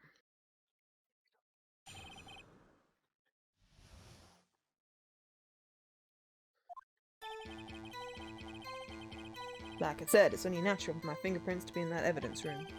One of them just happened to be at the same place as the bloodstained handprint. The murderer touched the locker and my fingerprint was by chance. The bloodstain and the fingerprint are completely unrelated. Well, didn't you know the murderer was wearing gloves? See? I had nothing to do with it.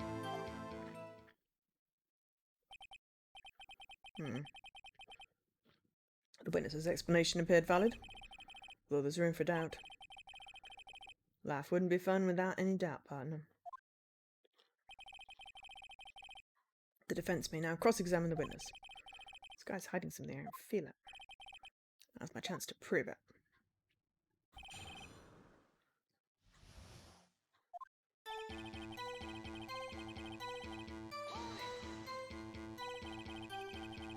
That's because you, how did you put it, pay your respects once a month?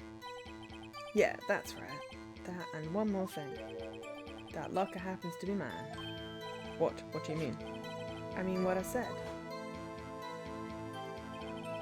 That's the locker I used when I was a detective, the locker I still use. All that's in there now, though, is a heap of broken dreams. I see. It'd be strange if my prints weren't all over that locker. Apparently his fingerprint data was never removed from that locker's programming. He must have been using the fingerprint lock all this time without knowing it.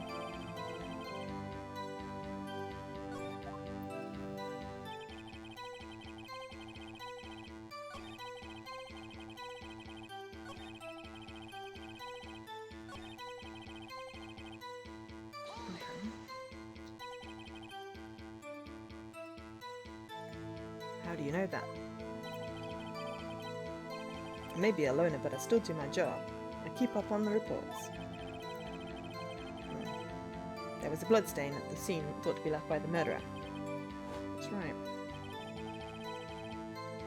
It was found in Detective Gumshoe's locker. However, no fingerprints were detected on that handprint. Oh yeah, I think we tried that too. So that would mean the murderer wearing gloves happened to place their hand on top of Officer Marshall's fingerprint. That's the only logical conclusion. Are you starting to get the picture, partner? Picture? The seal of blood? The desert is just food for the buzzards. There's only one reality, and that's this. Security tape. So as long as my trail isn't in there, you can't say otherwise. This isn't getting us anywhere, Mr. Wright. Please consider carefully where you're going with this cross-examination. Yes, Your Honor. Now then, continue your testimony, Officer Marshall. Too bad it wasn't me in that video, right, partner? What do you mean by that? You wanted to tie me to this crime, isn't that right, partner? If so, that video is the only direct evidence you have. That video is next to useless. It's full of blind spots. Blind spots? Places you can't see. The camera's panning back and forth, the floor isn't shown. If someone was familiar with the camera's position, they could leave the room without being caught on tape. We don't have time for your speculations, Mr. Wright. Well, Mr. Wright, if you could show us evidence in this video that indicates Officer Marshall was present, please do so now. Very well. Allow me to point out your mistake, Officer Marshall. Tread carefully, Mr. Wright, or you might wind up being the one making the mistake.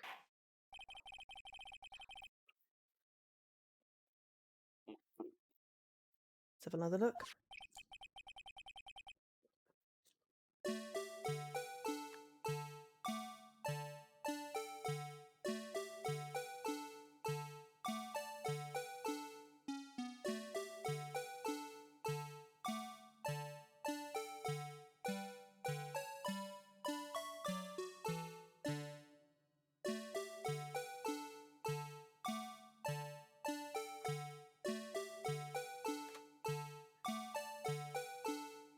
Voila. That thing we saw earlier. Bringing our attention back to the security camera is a mistake I'm afraid you'll soon not forget, Officer Marshall. The days are short in Texas, and so are our tempers. Could you sum up what you have to say in 8 words or less? Very well. You can clearly be seen in this video. Exactly 8 words, not bad, partner. The key lies in a certain locker shown in the video.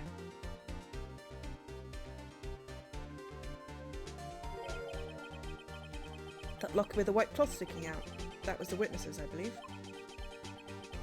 Now then, let's rewind the video a bit.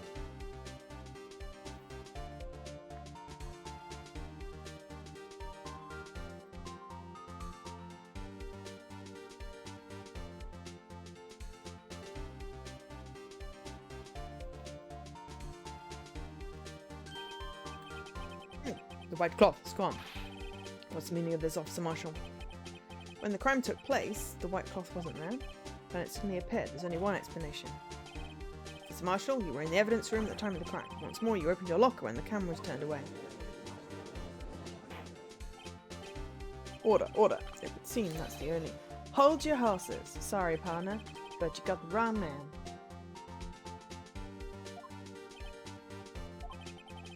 So what if my locker was opened? It doesn't mean I'm the one that opened it. The murderer needed to hide something, so opened a locker and stuck it in. It's not my fault he happened to choose mine.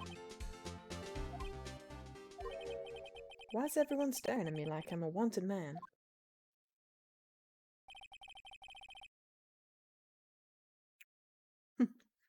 Hi, Emma. This guy isn't just playing dumb. He really doesn't know. Now, I hate to ruin your parade, but you're the only person who can open that particular locker. Yeah, me too. Hi, Emma. Thanks for doing a shout-out, Leaky. Oh, how are you finding Hades? I've got bits of it. Oh yeah, I call your bluff. You say I opened that locker, and I'll prove it.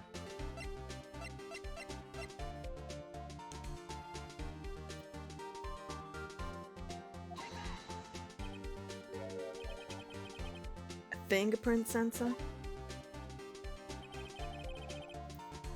We talked about this earlier today. Ah, cool. The lockers can only be opened by the detectives they belong to.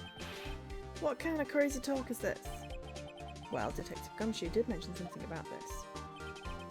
In any case, the locks aren't obvious. Even some people on the force that don't know about them. Excuse me? So, Sheriff, what do you have to say in 8 words or less?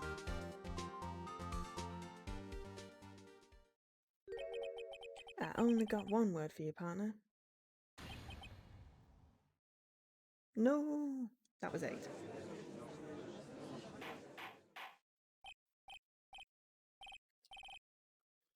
Order, order. Witness, explain yourself. If this is a joke, it's the worst I've ever heard. I assure you it's no joke, Officer Marshall. Now then, please tell us what you were doing in the evidence room at the time of the crime. Ole, please answer the question. What is he now, a bullfighter? That's all right, Officer Marshall. I believe we can figure the rest out from here. We can? Have a look at these floor plans. There's no place for someone to hide in the evidence room. The Officer Meekins didn't see Officer Marshall. That's so, then where was the witness? It seems Mr. Wright has an answer. That's right, the only possible conclusion.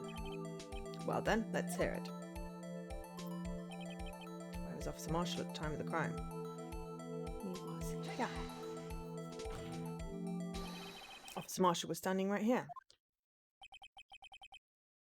There, but that's where the victim, Detective Goodman, was. Correct, unless the man wasn't Detective Goodman. I believe the victim in the video is Officer Marshall. It was you dressed up like Detective Goodman.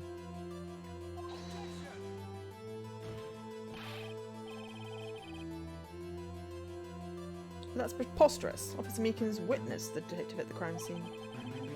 Once you saw the man's face, you'd know for sure. May I point out, though, that Officer Meekins did not know Detective Goodman. He also testified about the man's reaction when confronted. When I entered the evidence room, I asked him to show his card, sir. Yes, and how did Detective Goodman respond? He suddenly pulled a knife on me. Something about the officer's story puzzled me. The man had his ID card, why didn't he just show it? Yes, he would have needed it to enter the evidence room, so he must have been carrying it. The answer is simple. He couldn't show it. As you can see, Detective Goodman's picture is on his ID card. Oh, I get it. If he showed that, his cover would have been blown. Officer Meekins would have realised the man wasn't Detective Goodman. Do you have anything to say to this, Officer Marshall? Got quite an imagination, partner. I've got a term for that. It's called circumstantial evidence. Circumstantial evidence? He's still denying it? You're going to have to do better than that to break a detective. Unless you have hard evidence proving I dressed up as the victim. Can't say I particularly care for your uncooperative disposition. Can't say I particularly care for your beer, but you don't see me complaining. Well, Mr. Wright, do you have evidence proving beyond a shadow of a doubt that Officer Marshall dressed up as the victim? Well, who am I kidding? I don't have anything like that. I can see the fear in your eyes, partner. Seems you're the one who couldn't take the desert heat. This can't happen. It's obviously the one. What can I do?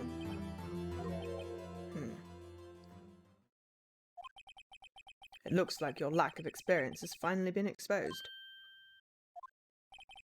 I'll pass on to you what someone told me when I was just starting out. When you run into a wall with no place to go, return to the basics. Basics? For me, that would be what Mia used to tell me. Phoenix, try thinking outside of the box. I shouldn't look for proof that Officer Marshall was in disguise, but rather I should look for evidence that came about because he was in disguise. Why do you think this locker was opened in the first place? What do you mean? There's no reason for Officer Marshall to open his locker at the time of the crime, yet he did, despite the chances it might be discovered later as it has been. Which means he didn't originally plan to open his locker. According to the defence's argument, Officer Jake Marshall dressed up as Detective Goodman at the time of the crime. Then after the crime was committed, he opened his own locker for some unknown reason. The fact that a white cloth is sticking out of the locker seems to indicate that. He opened it in order to put the cloth inside.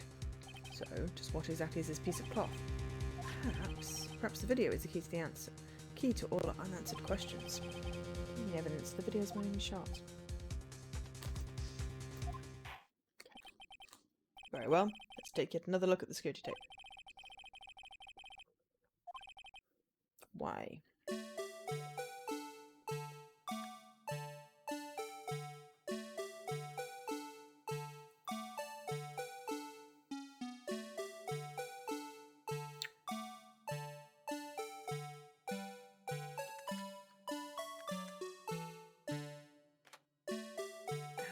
Blood. For some reason, you disguised yourself as Detective Goodman and entered the evidence room, although I don't know to what end yet. However, something unexpected happened. Officer Meekins barged on you. When asked to show your ID card, you pulled a knife on him. However, Officer Meekins panicked. The white coat you were wearing was soiled with blood. A bloody white coat. You couldn't just walk out like that, so you hid the coat in your locker. Not bad, partner.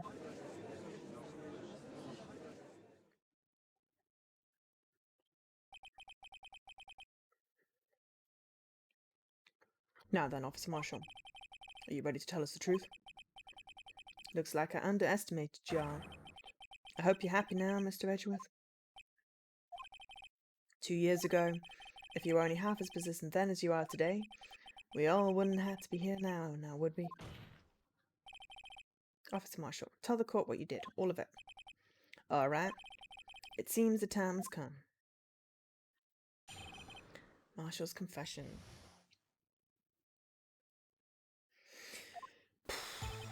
I had to do it that day. I just couldn't stand by and let it die. I stole the detective's ID and dressed like him. I planned to take out the evidence. I wasn't expecting Officer Meekins and knocked him out. I managed to escape. I knew which areas wouldn't be caught on the camera. There wasn't any murder in the evidence room at 5:15. So the supposed victim was really you. But there's one thing I still don't understand. Traces of a large quantity of blood were found on the floor of the evidence room. If no one was murdered, then how could that be? Officer Meekins managed to cut his own hand. My guess is he's the donor. Oh, that's way too much blood for such a small donation.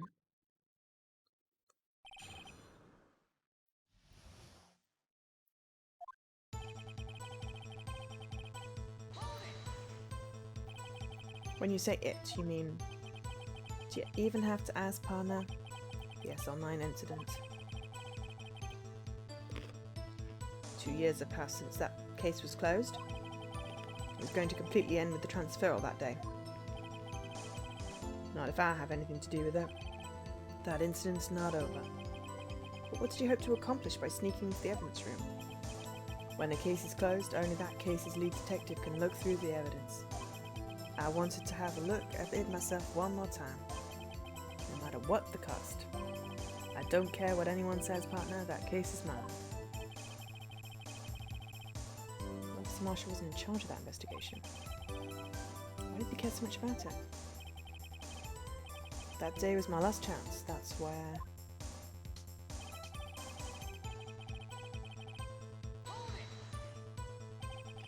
Why did you disguise yourself as Detective Goodman? They didn't make it look like Goodman was carrying out the evidence transfer. I'd be arrested for stealing evidence, which wouldn't get me anywhere. So you did it to fool the security camera. And the detective's ID card? I stole that morning of the incident. So that really was why Goodman started filling out lost item report. I returned his ID card. I left it on the floor in the prosecutor's office parking lot. Yeah, that's true, Dan. Agreed.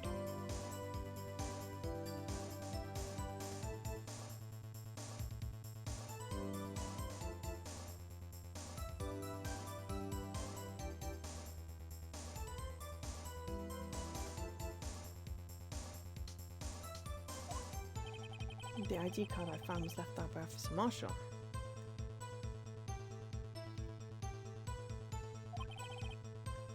So essentially, you managed to succeed despite your lack of foresight. What do you mean, partner?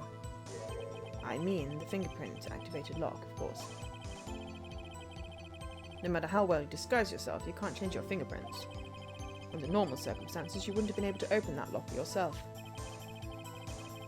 He could, but he could because a rubber glove just happened to get stuck in the door.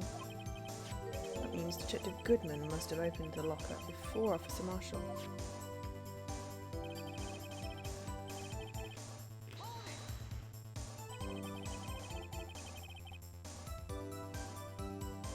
He pulled a knife on Officer Meekins and tried to drive him off. Let's just say I was a little surprised. I only planned on being in the evidence room for no more than 5 minutes. I didn't think anyone would actually come in during that short time. Hi Kai! We are day 3 trial. We're going to finish up in like 5 minutes-ish. How are you doing? Officer Meekins is certainly a 1 in a million type person. Mistaking a detective for an intruder and demanding to be shown his ID. I'll have to think a little more about his raise this year. When did Edgeworth get so much influence? You just woke up. Well, you are on the other side of the world. How's the future? How's tomorrow looking? Anyway, he threw himself at me and I ended up cutting him slightly. I'm sorry I had to turn out that way. Me knocking him out and everything. By the way, what happened to your knife? Oh, you mean this one? I don't know what to say. So you knocked Officer Meekins out and... managed to escape. Cozy blankets. It's way too hot for cozy blankets, sorry. So you did your research beforehand. Those who go into the desert unprepared don't live long, partner. I didn't think it would make a difference, though. Security tape is erased every 6 hours. If all had gone as planned, no footage would have been left. However, you blooded your coat in your struggle with Officer Meekins. If someone was in the security room when I came out, the jig would have been up. I opened my locker and stacked it in there. What was Officer Meekins during that time? What else? He was sleeping like a baby. So what you're saying is on that day, there wasn't any evidence. Murder in the evidence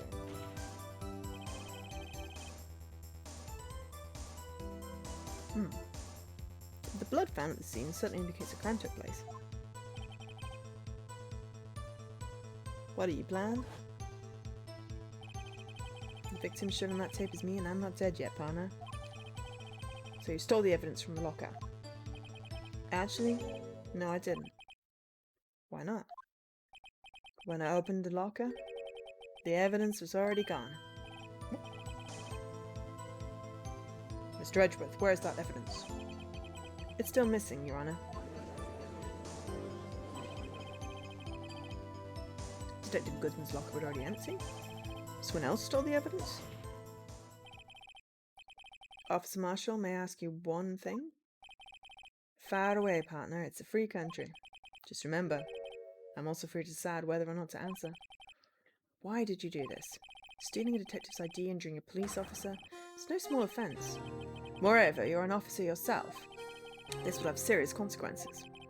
Can't just be forgiven with a simple cut in salary. Salary cuts are ever a valid solution. Like I said, this isn't your case, this one is mine. And I'll do anything it takes to get an answer I'm satisfied with.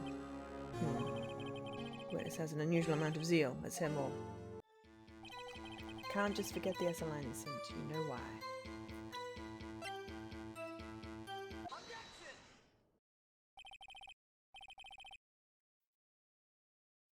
Officer Marshall, I think I understand.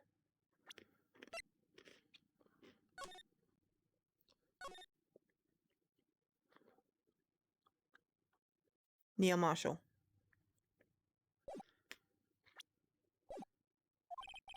I think I know why you care so much about the SL9 incident. Sounds like you've been sipping too much cactus juice, partner. I have the SL9 incident file here. The name Marshall is mentioned in here. In a list of murder victims. Neil Marshall. Are you related to this man? Neil Marshall. Yeah, I'm sure you've heard the name. 2 years ago, he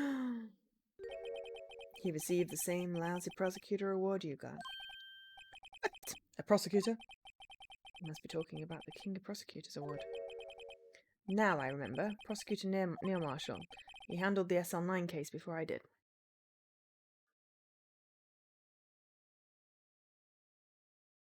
I'd just settle for some rain. And maybe an extra day to sleep.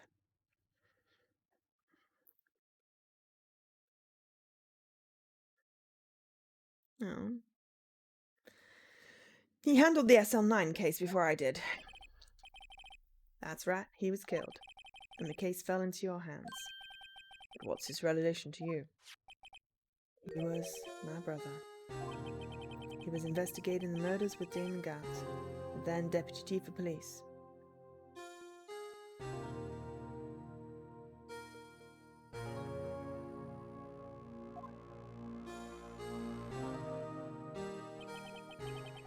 The group of detectives I was part of worked under them. We were desperate to prosecute the killer.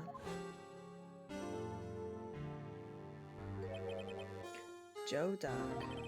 My brother fought Dark and was killed. That was the first time Dark left behind any evidence. It was all we needed. He was arraigned and incarcerated. The case was finally closed.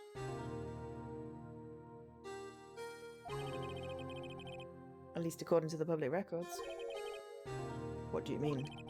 My brother couldn't have been killed by Joe Dark. I knew my brother better than anyone. No one could have beaten him in a fight. And that's it? That's your reason for your insane actions?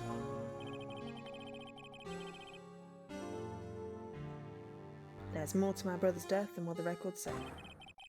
No matter how much you try to hide it, you can't fool me. Well, one thing's for certain. Now we know what happened at the police department on the day of the crime. That was the last day the cell incident case could be reopened. Not satisfied with his resolution, Officer Marshall planned to steal the evidence. Disguising himself as Detective Goodman, he entered the evidence room. Officer Meekins confronted him, so he rendered him unconscious and fled. Yes, this mystery has finally been cleared up. No murder took place at the police department that day. Things that happen by chance never cease to amaze.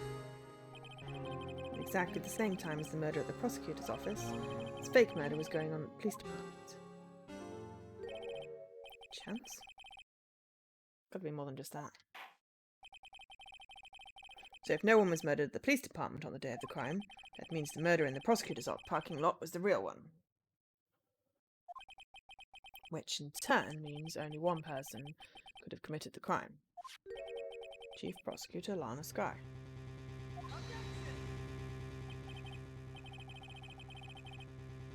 Wait. The verdict wasn't reached in yesterday's trial. Which is why re-examines the incident at the police department today. But there's only one reason the defendant was not convicted yesterday. There yet remained the mystery of the simultaneous murder at the police department. Seems to me this boy's got the draw on you, Powder. All of the mysteries at the police department have been resolved, no doubt about it. Oh, we totally need to play that as a group at some point. Our sole murder took place at the prosecutor's office. The only suspect is Lana Skye. The testimony of one Ms. Angel Star is completely incontestable. If you have a response, make it a single word or less. Objection? Ah! I rest my case. It seems this trial has reached its conclusion. There's no room for doubt. No, we did this last time! I object, I object!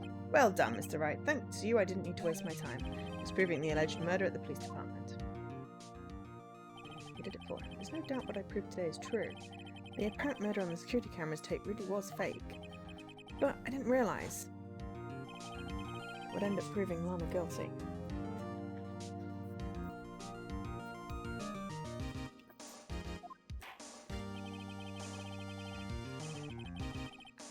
Now then, the time for the verdict has arrived.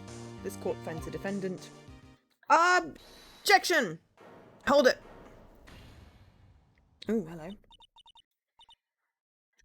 Your Honour, wait! Emma, the defence has an objection, a scientific objection. Right? What do you mean, right? Mr. Wright, are you this girl's guardian? Your Honour? Oh, in a sense. Yes, Your Honour, all I'm asking for is a minute of your time. Yeah, I like Edgeworth.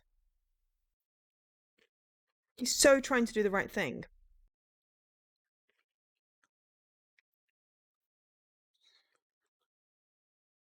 In his own way.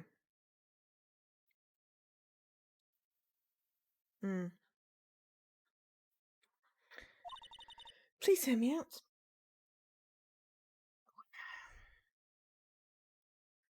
Interesting place, yeah. Mr. Edgeworth, please. I don't want to leave any loose ends. You want a minute? I'll give you 3. I was kind of in shock. I mean, finding out the SL9 incident referred to the Joe Duck killings. Now that she mentions it, the names of both Sky sisters were in that file. But that's when I figured it out. I mean, what Officer Marshall was trying to do that day. So I knew his fingerprints had nothing to do with the crime. That left only one thing. The other handprint. You mean the traces of blood found on Detective Gumshoe's locker? But no fingerprints were found on it, right? No, but I figured if I examined it scientifically, I'd be sure to find a clue. So I ran over there and looked at it again. So did you find something? No. Hmm? Sorry, I guess I'm not much of a scientific investigator after all.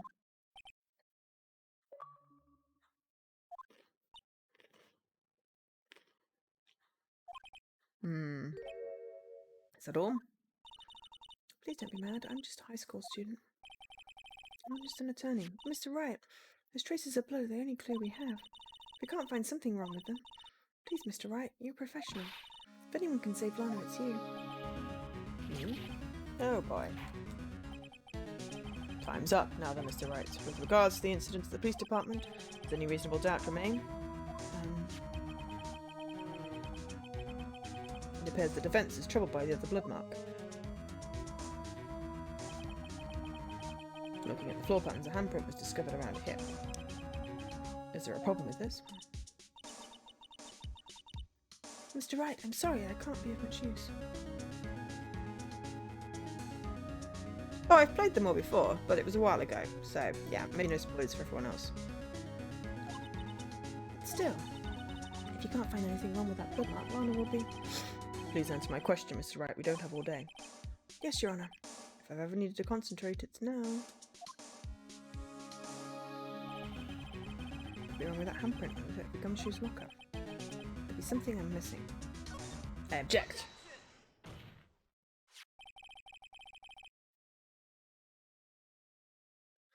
This handprint left at the crime scene clearly shows a contradiction.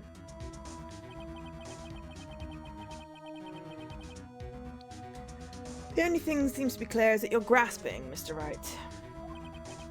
You've been staring pretty intently at those floor plans. Tell me, is there a problem with them? Yes, this is strange. Take a good look at these floor plans. Something is missing. Missing? You mean something hasn't been drawn on there? Yeah, something that when drawn will completely change the meaning of the blood mark. Let's pray the defense isn't simply trying to buy time. Very well, Mr. Wright. All this evidence here, there's got to be something I can use. The question is, which item can prove something missing in the floor plans? This! Wibbly thing. What about that piece of plywood? The blue badger. Mascot of the police force. Defender of truth, guardian of proof. Explain yourself, Mr. Wright.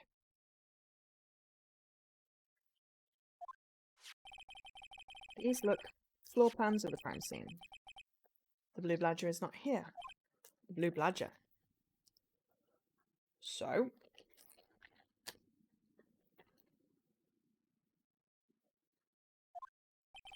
So watch what happens when we put him in. This is where he was dancing at the time of the crime. Right in front of the bloody locker. Well? Well, what? That's right. As long as the blue badger is dancing here, it will be impossible to place the handprint on this spot of the locker. What? Why are you worried, Marshall? You're cleared now. Except for the, attempted evidence tampering. So that means, exactly what does that mean? It means it can't be done. What are you saying? Blood traces were undeniably found on that locker. Don't look at me. I didn't put it there. Mr. Wright, think it through scientifically. Amra. On that afternoon, Officer Meekins was the one who brought the blue badger to the evidence room, right? After he put it down, it would be impossible to leave a handprint on that locker. You mean he didn't notice the bloody handprint when he put the damn thing down? I think words need to be had.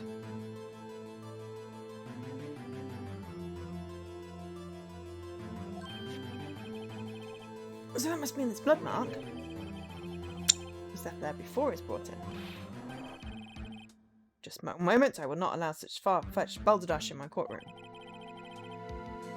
It may sound far-fetched, Your Honour, but it's the only possible explanation. February the 21st in the police department evidence room, blood was spilled not once but twice. But how? One time was captured on this tape taken by the security camera. Officer Meekins cut his hand, from which fell a trivial amount of blood. Problem is, the other time,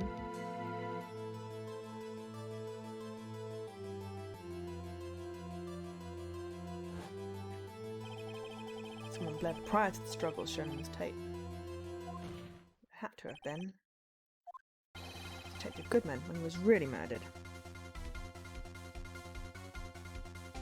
Dun dun dun! Okay, I know I said 5 minutes, it's been 20, but I just want to finish this section. Objection. It's ridiculous. I refuse to accept your absurd claim. The murder portrayed in the security tape has been proven to be a fake. However, it does not explain the blood mark found on the locker. So then, assuming this murder you purport really happened, when did it take place? I demand you show evidence that proves when it occurred. When did it occur? To summarise, the defence claims that, prior to Officer Meekins being cut by Jake Marshall, who was posing as Detective Goodman, another incident took place in that evidence room. That's right, the blood mark on the locker proves this. Very well, then tell us, when did this first incident occur? As Mr. Edgeworth said, proof must be presented. Proof that shows there's only one piece of evidence that can show that. Now then, will the defence please present its evidence? Shows when the first crime took place. The list of thingies. It was Edgeworth! You know, you'd think Edgeworth would have spotted the blood. He's not particularly observant. The crime took place inside the evidence room, and the killer would have had to enter it. In order to do so, an ID card would have been required. ID card? Oh, the ID card record. Officer Meekins brought the blue badge panel into the evidence room at, let's see here, 4:50. The crime took place before that time, then it would be 4:40. Ah! Mr. Miles Edgeworth, just what have you done? I never would have figured you had the nerve, boy. Drop the act, witness. Doesn't take a lot of thought to figure out it couldn't have been me. No, I ain't getting it. I'm afraid I don't understand either.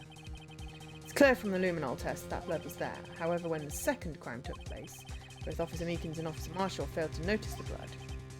That means the blood from the first crime was wiped away by the real murderer. I would have had just 10 minutes to murder the victim, carry his body away, and clean up the blood. Unfortunately, that's physically impossible. That would mean the crime must have taken place before Mr. Edgeworth entered the evidence room. Let's look at the chart again. I was joking when I said it was Miles. It only wasn't on one of the card remaining 77777. Talk about a lucky number. Wait, that doesn't make sense. How could Detective Goodman have entered the evidence room? Since there's no record of his card being used beforehand, he must have entered along with the real murderer. That's the only plausible explanation. He went in with 77777. That's what nearly the gamer score I'm going for, isn't it? How many sevens are there?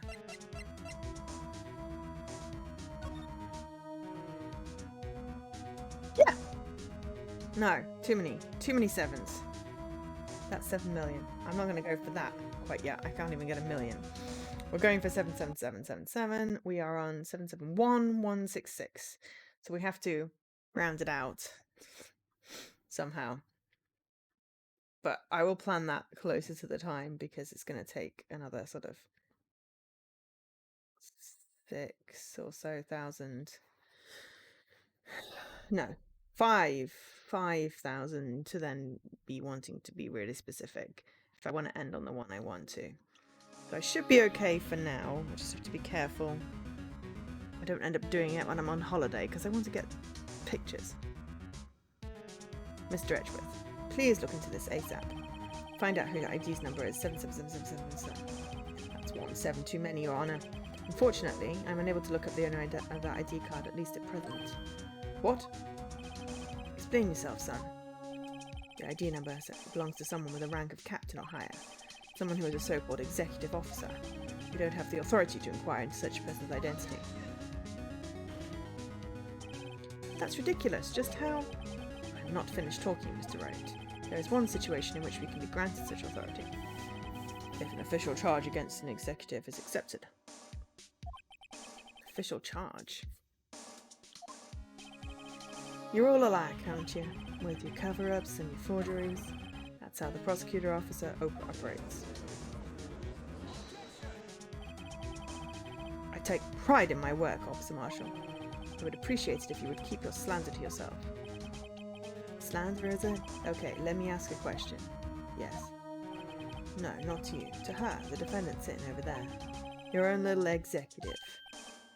Lana? Don't be stupid. She's been charged with murder. Of course we've looked up her ID number and it's not 7777. Don't play me for a fool, partner. That's not what I want to ask. All I want to know is one thing, about that incident. The S Online incident. Answer me this, Chief Prosecutor. In that trial 2 years ago, did you really only use legitimate evidence?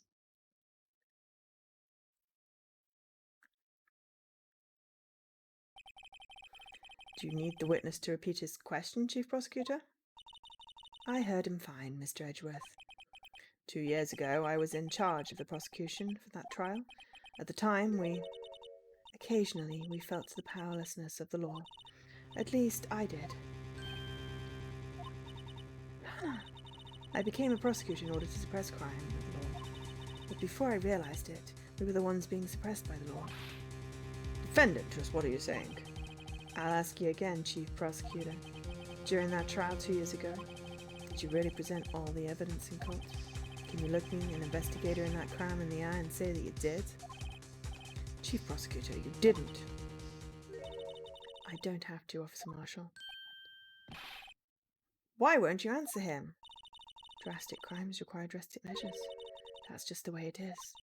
We did what we had to, in order for him to get the verdict he deserved. But Lana, even if it involved forging evidence. I mean, this trial is all kinds of messed up, Dan. Got former police officers, former prosecutors, former everythings, and existing everythings. So, yeah. See, that's what I'm talking about. No! No! Order, order, order! I will have order in my court. Those remarks caused such a stir. Chaos in the courtroom could not be quelled. The conclusion of the trial would have to wait until the following day. Good! I can go to bed. It's midnight. To be continued. So, I'm going to drop a save point here.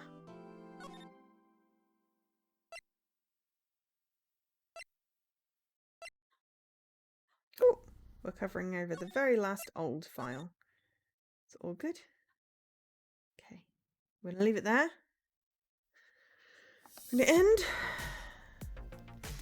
And we'll pick up hopefully the final denouement, the final investigation and the final trial on Thursday and finish it off. Hopefully it does not take another 4 hours. I knew the last case was long, just, long. Thank you for being here today. Thank you for being here today. Sorry, I'm now just getting Princess Diaries. Thank you for being here today. Sounds like,